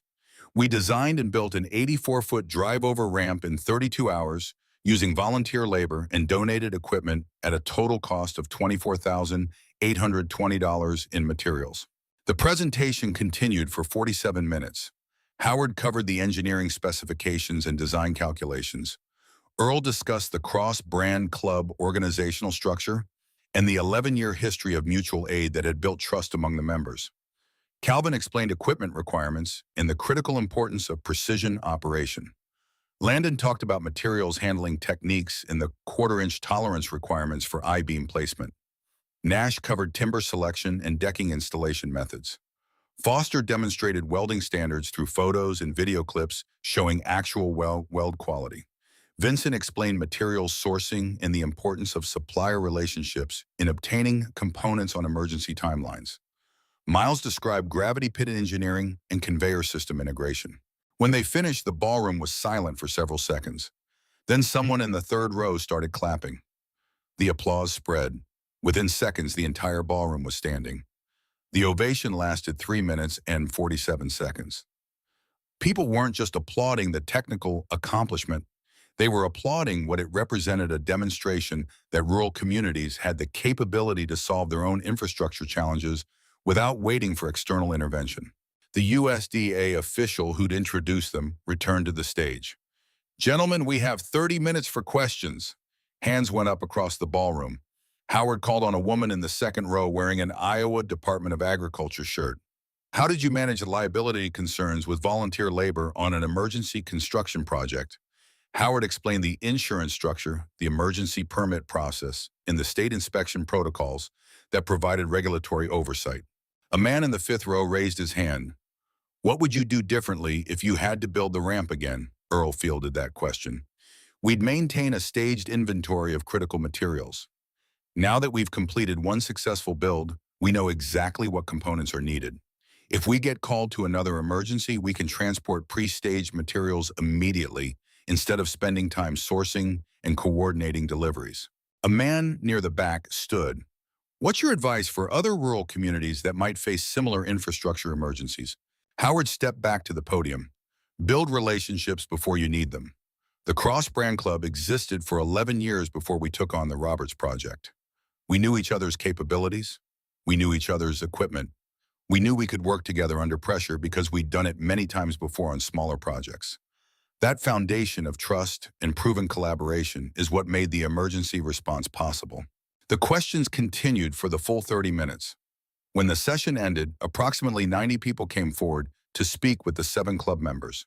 Cooperative managers from Iowa and Nebraska and Kansas and Wisconsin, state agricultural officials from Missouri and Minnesota and Indiana, USDA administrators, university extension agents, equipment manufacturers interested in understanding what tools and materials work best for emergency builds.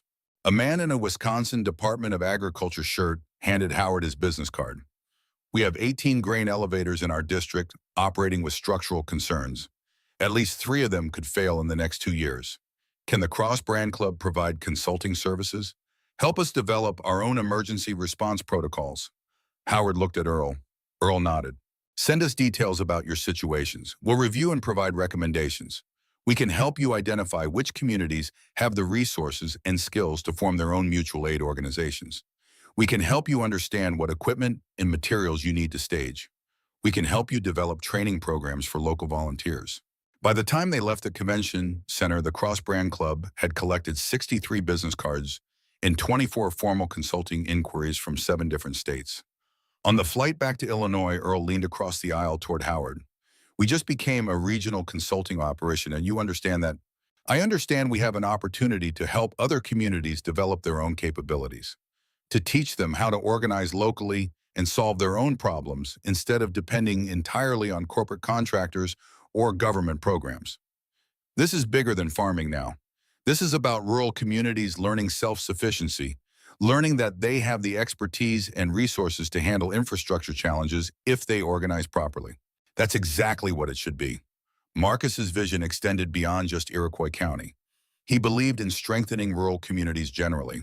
We're carrying that vision to a regional scale. Sunday, April 20th, 2025. The Roberts temporary ramp was entering its final months of operation. The new permanent grain bin was nearing completion. Large concrete structures rose beside the rail spur. Cassidy estimated the bin would be operational by late June. The temporary ramp would be dismantled in July. Howard stood at the base of the ramp with Dylan. The buddy was 8 years old now, taller than he'd been 6 months ago, confident in ways he hadn't been when he and Claire first moved into the farmhouse after the divorce. "Grandpa, where will the ramp go after they take it down?" "We're storing the components at Earl's farm. The I-beams go in his equipment barn. The oak decking gets stacked in covered storage. The conveyor system goes back to Miles's shop. Everything stays organized and ready for rapid deployment." "When will you need it again?" "We don't know. Could be next year, could be 5 years, could be never if we're lucky and no other elevators collapse. But having the materials staged means we can respond quickly when emergencies happen." Dylan looked at the ramp structure. 84 feet of weathered oak and painted steel. "Will there be another emergency?" "Eventually, yes. Infrastructure fails, equipment breaks, disasters happen. That's part of life. What matters is how communities respond, whether people come together to solve problems or whether they wait passively for someone else to fix things. The Cross Brand Club comes together. That's right, we assess situations, we determine what's needed, we organize resources, we do the work. We don't wait for permission or external solutions.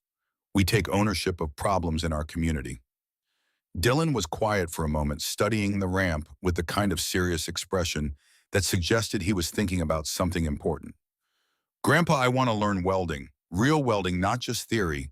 Can you teach me?" Howard looked at his grandson, 8 years old, still young but old enough to start understanding that skills require years of patient development.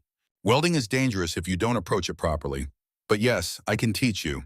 We'll start with safety training, learning about heat in metal and the ways things can go wrong. Then we'll move to theory, understanding metallurgy and joint design and load calculations. Then we'll practice on scrap metal under supervision. By the time you're 12 or 13, you'll be ready to work on actual projects. That's 5 more years. 5 years of building foundational skills properly." Calvin didn't become an equipment expert overnight. Foster didn't become a master welder in a few months. Vincent didn't learn steel fabrication in a year. These capabilities take time to develop. But if you're willing to invest that time, I'll teach you everything I know. "I'll invest the time, Grandpa, I promise." They stood together at the base of the ramp, grandfather and grandson, looking at the structure that had saved 184 farms and had become a national model for emergency agricultural infrastructure response. The April sun was warm on their faces. The spring breeze carried the smell of fresh-turned earth from nearby fields, where farmers were preparing for planting season. "Grandpa." "Yes, Dylan." "When I'm old enough to join the Cross Brand Club, I want to be just like you. I want to build things that help people." Howard felt his throat tighten. He put his hand on Dylan's shoulder. "You're already on that path. You're already learning what matters. Keep learning, keep growing, keep caring about your community. That's what makes someone worth knowing. Not just the skills, but the character that determines how you use those skills." They walked back to the truck together.